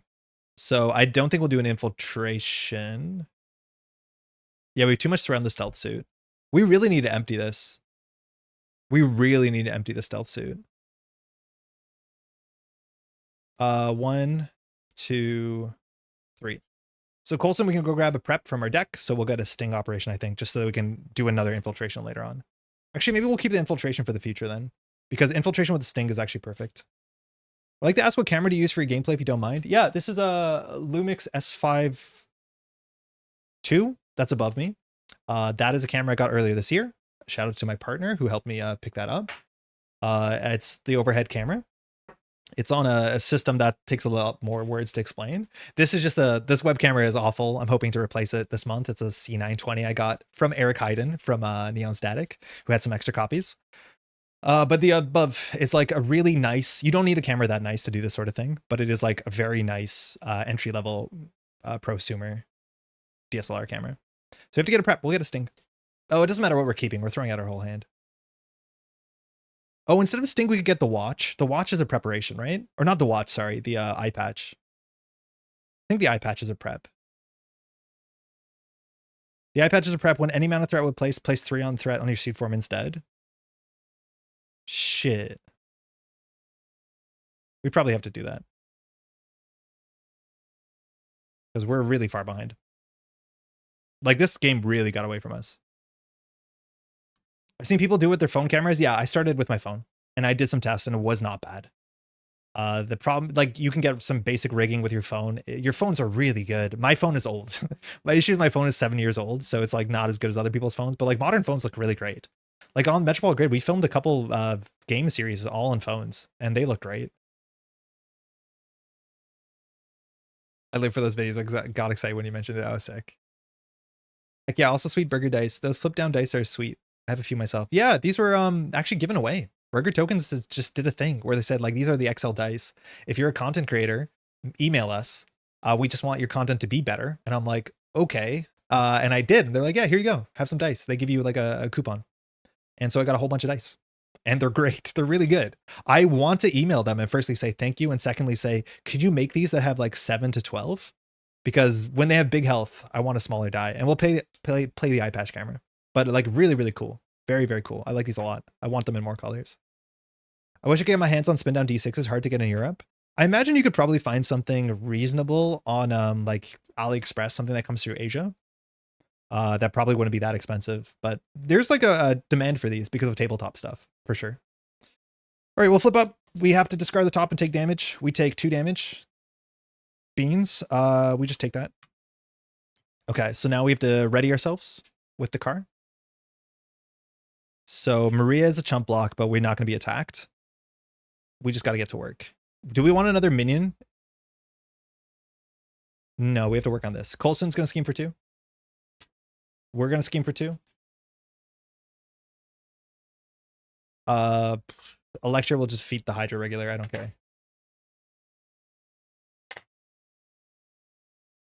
That's fine. Maria Hill will thwart for 2. And we add the the thwart here. Could have just moved Maria's dice. It's cool, no big deal. And then we'll pass. We'll be able to recover here reasonably. So 1, the Raft is back. Strength is back. You see, Boomerang's back. Why is Boomerang on everything? I don't think that's an important character. Genius, stop it. Stop. The deck just keeps doing this. Okay, Spray Fire is fine.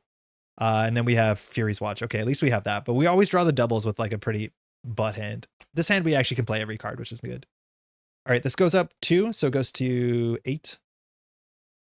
We have to take a damage or put a threat here. I will confidently put a threat here. Taskmaster's scheming for 2 in a card. Big boosts. Small boost. Oh, this is going to be bad. These are always so bad from this Sinister thing. Shocker's boost. Stun the character you control with the highest attack value. No, that's not bad. It's not good, but we're stunned. So that's only for 2 scheme. Now here, instead of putting the scheme here, I think we just do the eye patch camera because it gives us a bunch of value.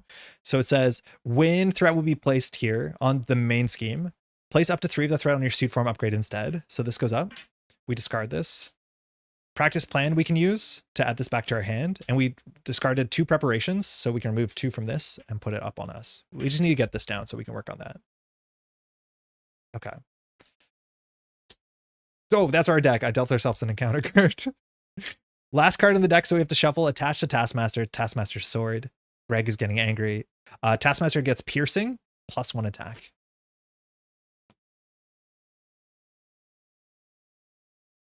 Huh? If we want to remove this, it's exhaust your hero. That's expensive, and spend those resources. We're just planning never to get attacked, which is the dream. Deck is empty though, which is a problem, because now we have 2 acceleration icons, but at least we have some breathing room here. I have to ask your thoughts. Who's your favorite champion? Good question. Hard to say. Biggest issue is whenever a question like this gets asked, I forget the champions. Like there's like 50 of them. So it's really hard to tell you who's my favorite. I can tell you who I've enjoyed the most. I feel like a lot of the recent mutants have been really exciting. I like Iceman a heck of a lot. I like Nightcrawler a heck of a lot. Magic a heck of a lot, because they feel like they give you a lot of opportunities to flip up and down and are a bit more interesting. I like those a lot. I like Colossus a lot. I think my OG favorite is Hawkeye, which seems to be something I have to defend. People hate Hawkeye. I don't know why. Hawkeye kind of is a lot of fun. I like SPDR a lot, but I don't play a lot of SPDR. My first like champion that made me get into this game was Quicksilver, because Quicksilver was a deck they actually had to build and then care about your cycles, and you had recursion, and it was actually like really neat. It was a setup deck, and I like that a lot.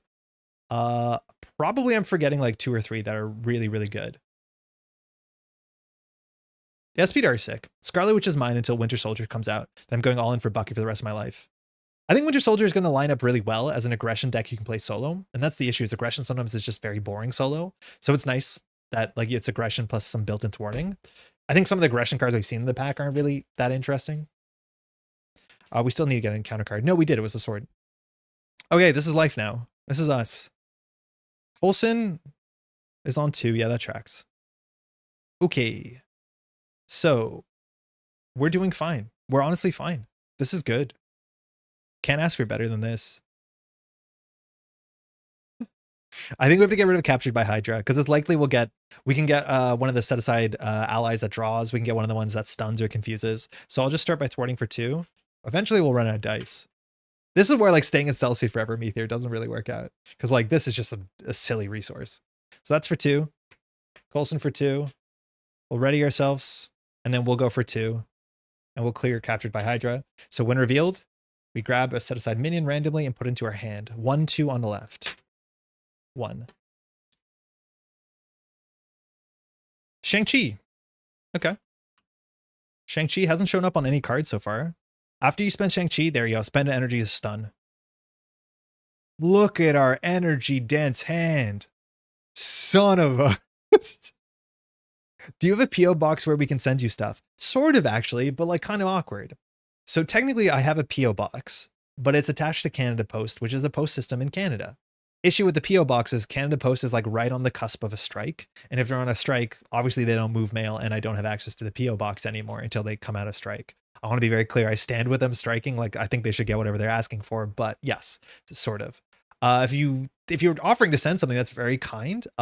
If you want to hit me up on Discord, which my handle is the handle I play Netrunner under on JNet, a Maverick, you can send me a message. I can send you that. You can also just send an email to metropolgrid@gmail.com if you'd like. But that's very kind.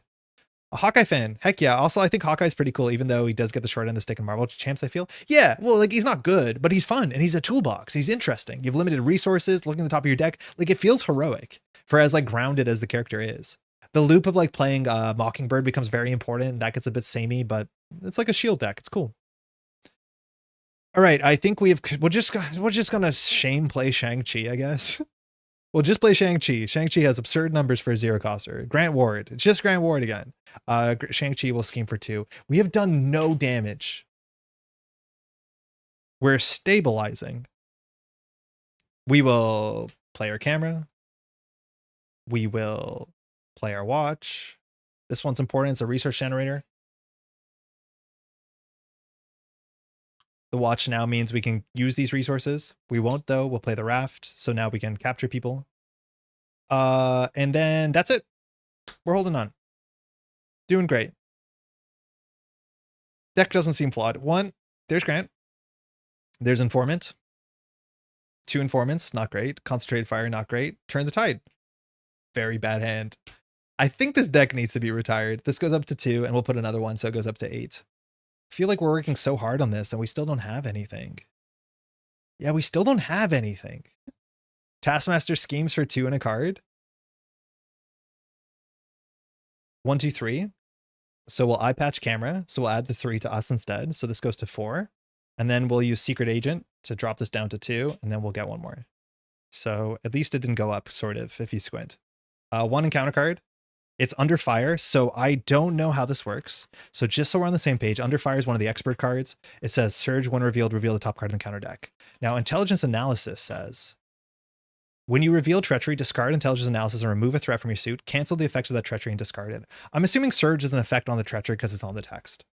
Because it doesn't say cancel the when revealed. So we'll cancel that. We'll remove a threat.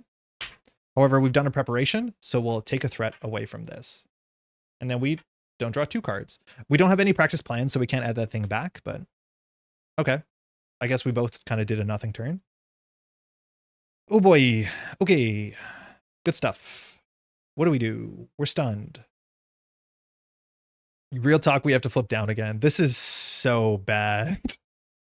We'll scheme for 2. This goes down to 4. Yay. We get one of those. We'll spend one of those to ready ourselves, and we'll do it again. So this goes down to 2. This goes to 3. Great. Shang-Chi will bottom this out. Actually, we won't do it again.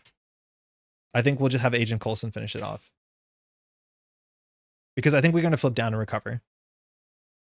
Yeah. We'll play Grant Ward.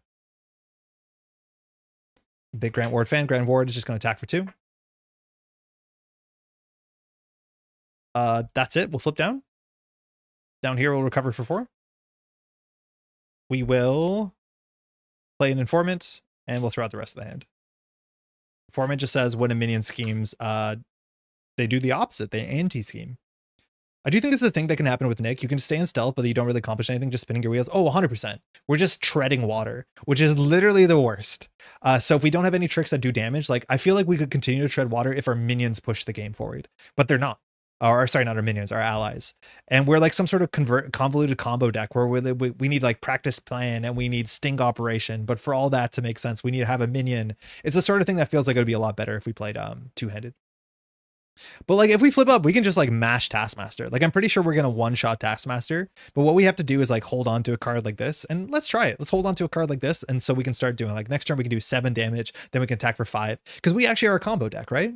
Because now when we flip up, we attack for 5, we attack for 5, we shoot for 7, right? Like it's a 17 damage turn with minimal setup. Don't look at this too much, but you know what I mean. My minimal setup plus Shang-Chi plus Grant Ward, like. We can do it. We are explosive. We'll keep it. Infiltration, Sting, practice plan. Okay, we have that combo. Power Justice, that's not bad. And then Sting again. So that's ugly. This goes to 3 because we'll decide not to take the damage, and Taskmaster schemes for 2 and a card. 4. So this goes to 7. Talk about treading water. 1 encounter card. Taskmaster shield. Oh, at least most of our attacks have range. So retaliate 1. Exhaust your hero and spend those. Not a lot of the attachments that could force you to exhaust. Those are very expensive. Okay, back to us. We didn't reveal treachery, so Grant Ward doesn't leave. We're going to deck out in, I think, 2 turns. Yeah. So we could fun recover. Oh, we are stunned. We probably fun recover. None of our cool yellow cards are doing anything. No stress. We probably get rid of the retaliate so Grant Ward can hit one more time. So I guess we do fun recover. Yeah. So we'll recover for 4, which takes us to full health. We will flip up. When we flip up, we have to discard the top card of the deck and take 0 because that has a star. We will ready ourselves with the car and then we'll attack, removing the stun. No, we won't. We will remove the shield, which takes a physical and a mental. Actually, we should play infiltration. So we'll generate the mental with our watch. So that removes the shield. That means we don't have retaliate. Grant will attack for 2. Okay, we're on 7. I think we'll just go ahead and play Concentrated Fire for infiltration, and we'll name 5. So we'll discard 5 cards. Shocker, great. Master Plan. Taskmaster Training Camp. Hunted by Hydra. Hydra Soldier. I think we're going to do Hydra Soldier. Comes in with Guard, 4 health. We remove 5 threat from this. That does actually genuinely feel good. No, let's do Shocker. Because this thing has a win revealed, so if it comes off the raft, it's a bit worse. This one's not as bad. This is after Shocker is attacked, stunned the attacking character. We don't care about that text. Then we will spend the double for the sting operation, and then we'll just play the practice plan. We are exhausted because we took the shield off and we'll pass. Yeah, this is good. We can do this. Draw 5. 2 resources. 0 cost card. 0 cost card. 2 cost card. Oh, this deck is cursed. This keeps happening. I do think we added too many 0 cost cards. I think these should just be a chunky ally or probably a chunky ally. This goes to 4 and we decide to take a damage or pull 1 more. Let's just pull 1 more. Who cares? Who cares? Nah, we'll take a damage. Taskmaster schemes for 2 and a card. We're way too stealthed up, so that's going to add 1 counter to Pursuit by the Past. And this goes to 6. Shocker schemes for 1, so it goes up to 7. We could decide to Informant here. I don't think we do, but we'll do Sting Operation.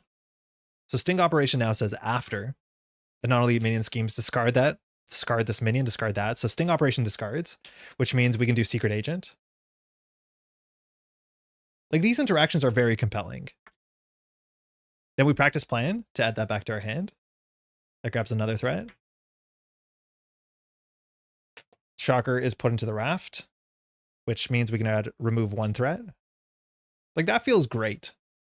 What about Waylay? Yeah, I'm thinking about Waylay. Waylay's pretty good. Waylay is the, like, do 4 or 7.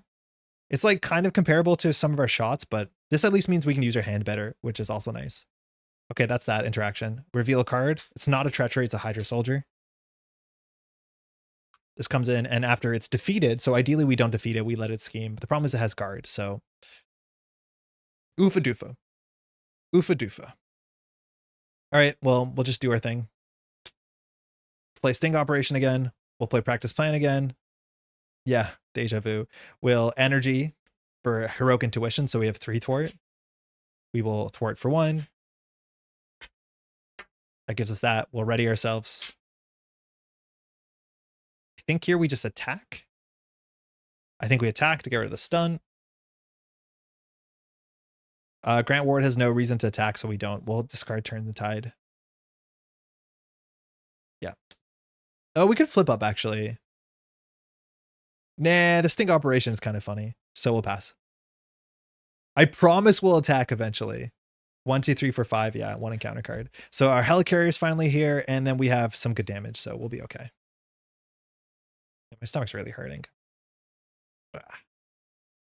Hold on, Andre. You got this. So we'll take the damage. This will go to 3. We'll take 1. And Taskmaster is going to scheme for 2 and a card.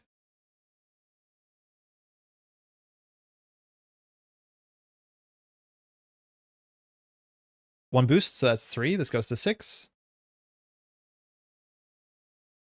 Hydra Soldier schemes for 1. We'll just let it go through. So this goes up to here. And we do the same combo. So Sting Operation removes. So we take 1. Practice Plan takes 1.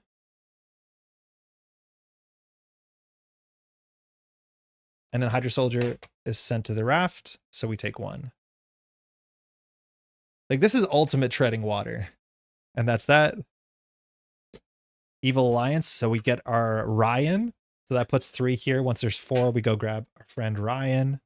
Hey, Ryan. 6 toughness. Orion can have any number of toughness. However, if Orion takes damage, you have to give it toughness. Luckily, we'll Sting Operation Orion. Orion is very naughty. We'll have this in play. This we have to get rid of immediately, which is totally fine. Because otherwise, if we ever take damage, we have to go grab Orion, which is not super great. And then we'll shuffle these into the deck. In the meantime, we get another card, which is Captured by Hydra. So we do have to do the Grant Ward thing. We'll have that pending. This comes in with 5 and has the thing. So we have to do Grant Ward first because we revealed a treachery. I think we have a mental to spend. If not, we'll just spend our watch. So no stress. Looking at hand, we'll get rid of the safe house to keep Grant around. So Captured by Hydra, we'll do 1, 2, 3 on the left. So this one's here. All right, a lot of threat on the table. Luckily, we should be able to do this relatively easily. So let's do cool shield stuff. We'll start by infiltrating Captured by Hydra. So we'll throw out the spray and pray, the spray fire for infiltration. How do you spell this thing? There's so many letters. So we'll choose 5 and we'll discard the top 5. Exhaustion, Hunted by Hydra, Dark Designs, Leviathan Soldier, and Mimicry. So we have to put the Leviathan Soldier into play that has toughness. I don't think I know what this one does. It's 4 health and toughness. Oh, this one hurts us, right? After Leviathan Soldier schemes, deal 1 damage to the engaged player's identity. Okay, that's fine. Now we get rid of Captured by Hydra. So you know the gig. This gets removed and we grab this to our hand. This is White Tiger. This is the 3 threat one. That's actually pretty good. We do like this ability. So it's already a 0 for 3 different White Tiger. But we also can spend a mental to make it even better for us. So that's good. We need to remove this because Leviathan will hurt us even if we're in our stealth suit. So we'll play White Tiger. Oh, we don't have the kicker on it. Unless we use this. I think we can use this. So we'll White Tiger. When White Tiger comes into play, we'll generate 1 resource from here. And the White Tiger will remove 3 threat from this. Still on the table. Okay, we are so water treaded. We are treaded to the gills. All right. We'll play another Sting Operation because we need to arrest Orion. We will threat for 3, clearing this. Puts 1 here. We'll take that one off. We're ready again. Oh my god. Okay, do we defeat the Leviathan? I think... Oh, we should have got rid of Shang-Chi before we decked out. Same with Grant Ward. We missed the cycle. I should have been a bit more careful with that. No, we'll throw it for 3 on this. We get 1 here. Please, Andre, start doing damage. It's not good content. White Tiger will attack, taking the toughness. And then Shang-Chi Grant Ward will defeat it. Concussive Blow, how would it fit in? It's weird because like confusing is not the most important thing to us. Because we want the thing to activate, so we put the threat on the stealth suit, but like obviously our stealth suit has kind of got out of control. We probably should have, you know, flipped up at some point. 1, 2, 3. We're like such a weird autopilot. Like, do we use the Sting Operation with this practice plan? Yeah, we are. We definitely are. Actually, we might not. We probably don't. This goes to 3. We'll make it go to 4. We have so much threat. Taskmaster schemes for 2 in a card. This is choose and discard an identity-specific card from your hand. White Rabbit. We fail. So that's 3. This goes to 7. So we can Sting Operation Orion, but I think we won't. I think we'll Informant Orion. So Informant we can fire now. And it says, when a minion schemes, discard Informant, the activation removes threat instead of placing it. So Orion's going to scheme for 2. It's going to remove 2. And Secret Agent's going to remove 1 because we did a preparation. Okay. Encounter card. Sinister Strike. Uh-oh. This goes to 1. The Taskmaster can't attack us. Raft. Oh, we could raft the Leviathan. It just has 0 threat scheme. This Orion we could raft as well if we defeated it, but we're okay. We don't want to raft the 0 cost one. How's it going, by the way, Galher? Because the raft only removes threat based off of the scheme on the card. So we're getting schemed on. 2 in a card. 3, 4, 5. Ouch. This goes to 9. Oh my god, we're not staying afloat. This is so bad. This is just like such a toxic loop of what we're doing to ourselves. Where it's like, oh, just do this. So you remove threat. So you have a minion. And then you're struggling with the minion. There's something to this. I just don't think we have the right gas. Oh my god. So we definitely play this. I think we'll spend 2 resources from this. And then we'll definitely turn the tide to play Agent Coulson. Oh, we had Coulson, so we could have grabbed back the sting operation. So with Agent Coulson, we can go get a prep. I guess we'll get the informant. What's as many tokens? You can basically kill him in enough attack events? Yes, exactly. We don't have any additional readies besides our car, but like once we have our guns, we can probably one-shot Taskmaster. I think we're a combo deck, setting up for the combo, which like, don't totally believe that, but it's not that far off. So we want to play Infiltration here. So whatever, we'll just get a card we're going to pitch. Infiltration for 1. We'll name 5 again. This card's actually really cool. So we'll name 5. 1, 2, 3, 4, 5. So we'll put Hydro Regular into play, not reveal. So it doesn't have its text. God, getting stuff off our stealth too would be good. So that comes in with 2 threat. And we remove 5 from this. Informant doesn't do anything. We will scheme for 3. We're ready. Do you think we just start blasting now? No, we have no damage. How much damage is left in the deck? We have all our damage besides 1 spray fire. So we have 2 coverts, 1 spray. I was going to attack, but you can't allowed to do that. Not allowed to attack. Maybe we do attack. No, but we can't because we can't attack because of the sting operation. Because sting operation is how we do with Ryan. So I think we just both attack into this, which is obviously a bad use. But then the Hydro Regular gets rafted, and so we can clear 1 threat here.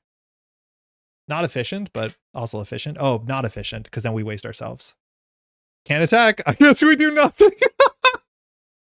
This is such a mess.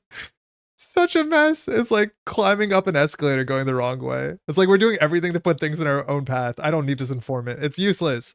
I will actually keep a practice plan. Let's grab a practice plan back when we did that trick. Just because we'll hold that in our hand because we want to keep Sting forever. 2, 3. Hey, Nanico the cat. 4, 5. There's damage cards in here somewhere. This goes to 2. We'll make it go to 3. I don't care. Taskmaster will scheme for 2 in a card. It's for take 1 damage. I mean, rude. So that is 1, 2, 3. So we go to 6. Orion schemes for 2. We're not going to stop that. So this goes to 8. But now we'll do the sting operation. Yes. So we'll do the sting operation. So we defeat Orion, or we discard Orion. Orion goes to the raft, which is now full. This leaves 2 because Orion has 2 scheme. Then we can do secret agent. So this goes down 1. This goes 1. We'll do practice plan. So this goes down 1. This goes up 1.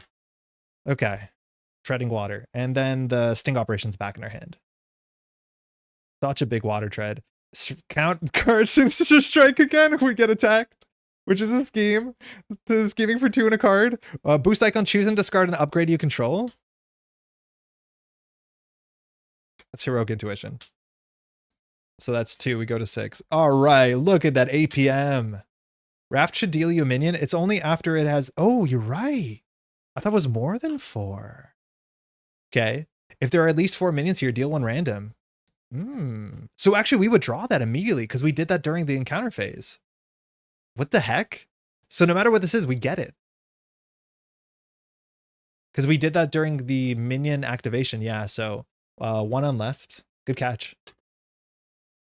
No. Okay.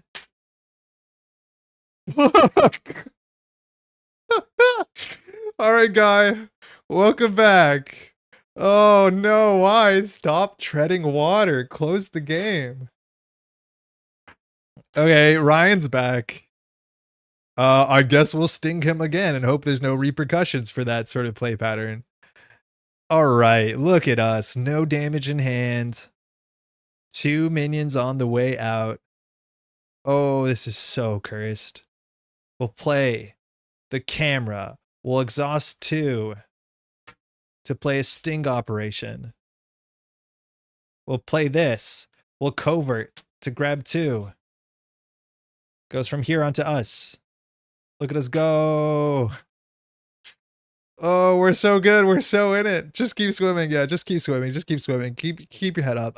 We'll scheme for 2. That goes here. We'll take the 1 off. We'll corner cut. We'll scheme for 2. Look at us. Just board in control. Just look at that. Look, the numbers are getting bigger. That's good, right? Pass. Literally pass. I do think we can build a full combo deck and just play as many readies as we can and then just like absolutely pop off and do the most damage. But also like Nick Fury aggression is just the most fun. So EM shield, please draw damage. Please draw damage. Please draw damage. Please draw damage. No. We're stuck in a hell we've built ourselves. Okay, this goes to 2. We'll just put it to 3. I don't think we care. Taskmaster schemes for 2 and a card. 4. Okay, that goes to 7. That's a big number. Orion schemes for 2. Great. This goes to 9. That seems like it's bad. We'll sting operation. Will. Oh, hold on. When Taskmaster puts 4 in it, will eye patch camera. So this says puts 3 in our suit again. Again, if this number goes up, we win. So this will only go up 1. And then we can secret agent it. So I'll remove 1 more. Okay. Then we'll do the sting operation. So Orion will be detained. We'll go up 1 because of the secret agent. We'll go up 1 more because of practice plan. This adds to our hand. So this goes down to 3. I think I did that right. This goes to the Raft. And we roll the die again. 1 is left. 2. Okay. A different guy. This one has guard. It's also so bad. I guess we didn't have to put Orion into the jail. This one we're like really want to get stinged because otherwise we draw another encounter card. So let's just say that's our first encounter card. Our second encounter card we're drawing is photo something something. Photographic reflexes. When a player attacks Taskmaster, prevent all damage that will be dealt to Taskmaster and deal an equal amount of damage to that player's identity instead, then discard this. And when a player attacks, so it has to be us, can't be our allies. This sucks. Look at us do the same play. Cool. We have that going. This should be ready. We'll exhaust 2 to play an EM shield. I think we'll get out of stealth. Yeah, Taskmaster's going to live another turn. That's 100% guaranteed. So we'll attack for 2. Leaving stealth. So no, we're getting angry. We're doing it. So we're going to use 2 counters on this. And so we're attacking for 4, defeating the Hydra Soldier. That gives us an encounter card. Look at us. Look at us go. So brave. So incredibly brave. I'm kidding. We're going to jump back down to stealth immediately. I think we might jump down to stealth. We'll Fury's car to ready. And we'll attack Taskmaster, so we have to do the photographic reflexes, which says when a player attacks, Taskmaster prevent all damage will be dealt and deal an equal damage back. Then discard this. Hero form change. Oh, you're right. Hero form change. We discard. We take nothing. It has a star on it. Good catch. Yeah, we have to change forms. We take damage. So if we do covert, it'll be bad for us. I guess we'll just play informant. Not that it's going to do anything because we're in this mode.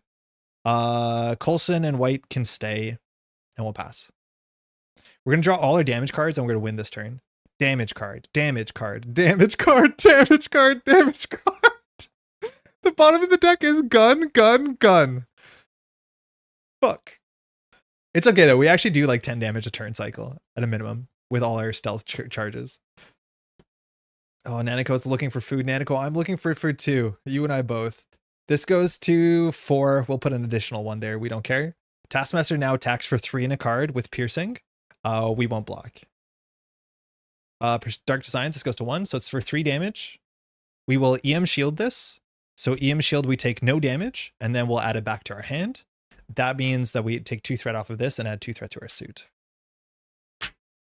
EM shield just says when you would take damage, don't. Specifically from an attack. 2 encounter cards. Sinister Onslaught, that's probably bad. When revealed, each criminal enemy plays of no criminal gets surge. Okay. Criminal. Leviathan, okay, this thing is just the guy in the way. Toughness, attacks for 2. And after it schemes, we take a damage.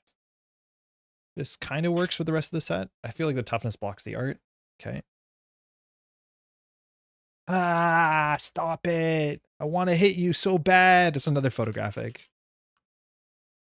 Okay. Hey, Nanako. You want to say hi? You want to hop up? Hold on. You'll get your food. We're almost done. It's dinner time soon. She's so stoked. Okay, so photographic is bad because we have to attack it. Oh, we're ready, of course. Soldiers in the way. This hand is like not manageable. We'll definitely play that.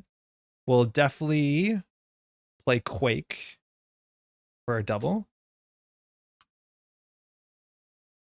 Quake comes in with 2 health after a minion scheme, so you can exhaust Quake to do some damage. Do it for Nanako. Like most things. I'll watch for 2 to play the shield again so we can stay up on this mode. Protection, Nick Fury. I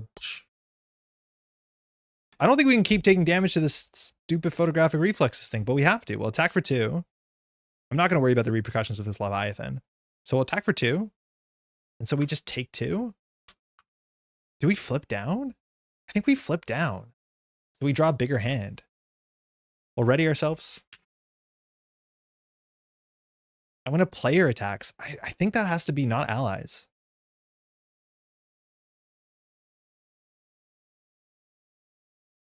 Are we decking out? No, not even. So I think we have to recover. We'll play covert surveillance. So we'll take this 2 threat. If you're in stealth suit, otherwise you may change. I'm good. We'll flip down. Recover 4.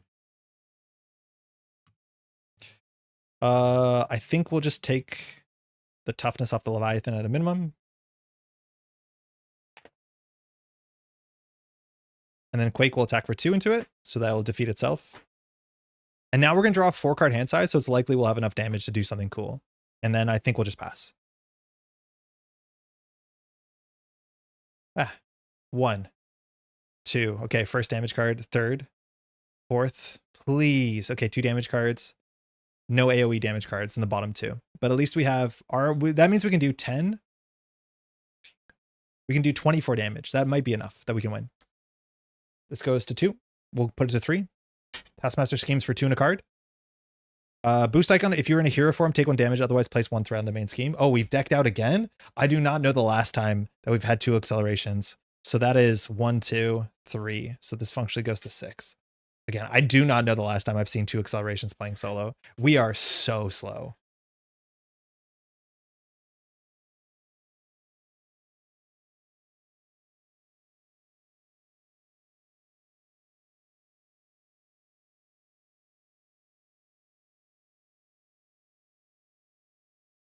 Okay, so we could use our sting operation. Informant doesn't make sense. We could use a sting operation which fires secret agent. I don't think we put this thing into the raft for many reasons. I don't think we do. I don't think we care about the Leviathan soldier. Leviathan soldier schemes. So schemes for 0, but after Leviathan soldier schemes, deal 1 damage to engaged player's identity. So we have to do that, and then after we can do Quake. We actually could decide not to do Quake because we could use Quake to do 2 more damage, which actually might matter. So I don't think we do. I think we just keep Quake ready because I think we can one-shot on this turn. 1 encounter card. It's drawing nearer. We can't cancel it. And now when our turn starts, we have to rip the top of the deck, which is a 50% chance of being the card we want. It is the Spray Fire. And then not only do we lose a Spray Fire, we have to go get Ryan again. But Ryan's in prison. We don't know how this works, so we're going to assume that Ryan just comes out of prison. Because I don't know how that interaction is ruled. Ryan is tough. After Ryan takes damage, you give Ryan a tough.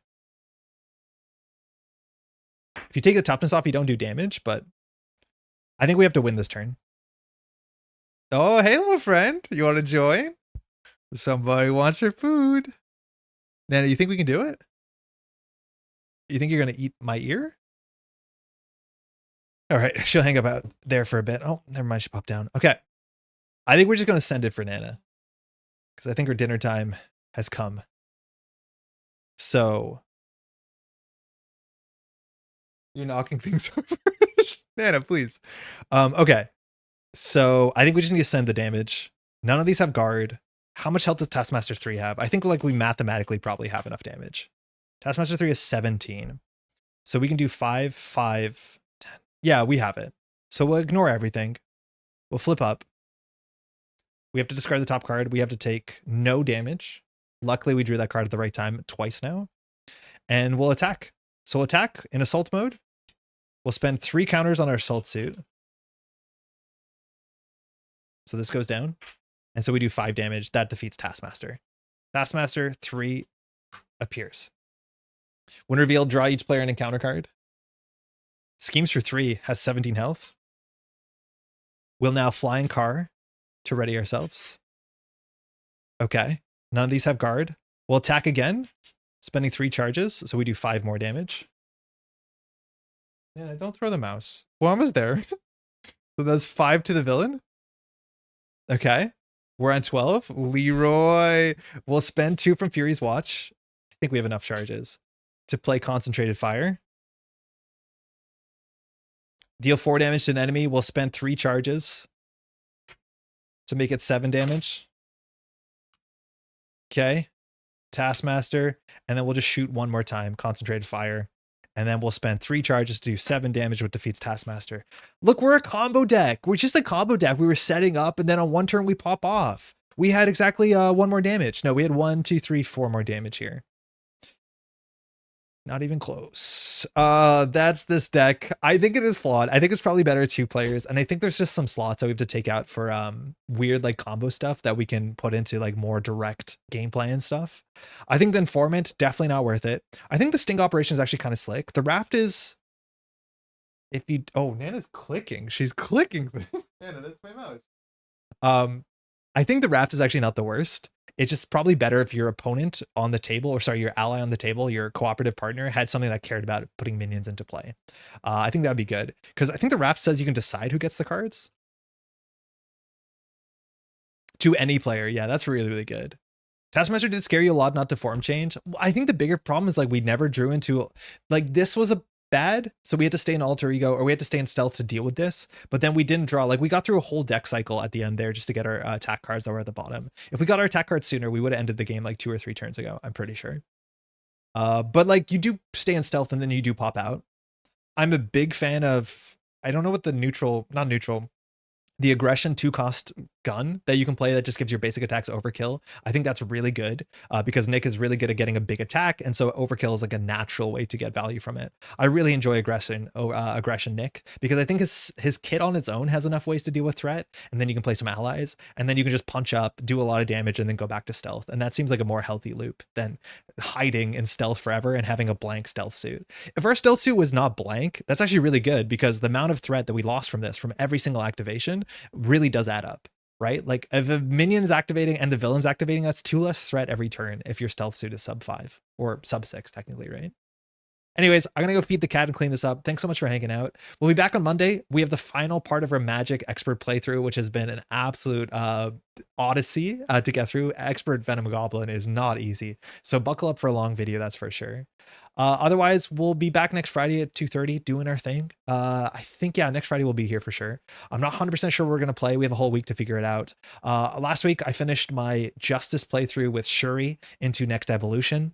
I thought it was really easy. I think we're playing on Expert. I think Shuri is just very strong, and the Shuri deck just has really good numbers on everything. It didn't seem that intricate. Like there were some cool combinations of stuff, but like just Dora is just, the Dora Milaje set is just a value bomb, and then Shuri is just kind of a value bomb. If you want to see the deck I was playing, I showed it off on last Friday's stream in the beginning if you want to see that list, but it is just like a confuse float like a butterfly deck, which I have no doubt I'm not the only person doing that.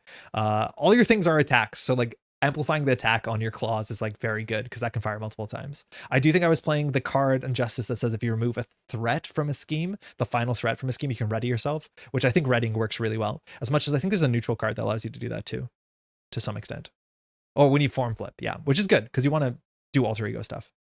That's mostly it. We'll be back on Monday, and then we'll see you on Friday. If you want to leave a like on the video, that helps a heck of a lot. If you want to leave a comment, if you want to subscribe to the channel, all that sort of stuff is great. Gonna try Black Panther T'Challa with the new Wakanda cards. Like the original Black Panther, I don't know. The original Black Panther, I've already played this year. I did a playthrough of a campaign, and I think I played Aggression. And like I like Retaliate a lot, but it's just like the original Black Panther is kind of one note.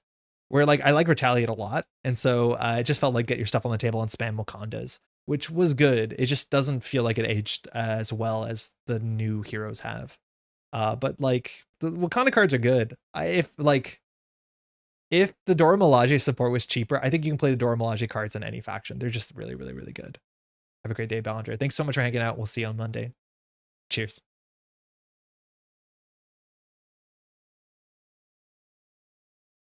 Nana, you clicked out. No, hold on. One of these stops the stream. Okay. Bye now. Oh, hey, Nanako.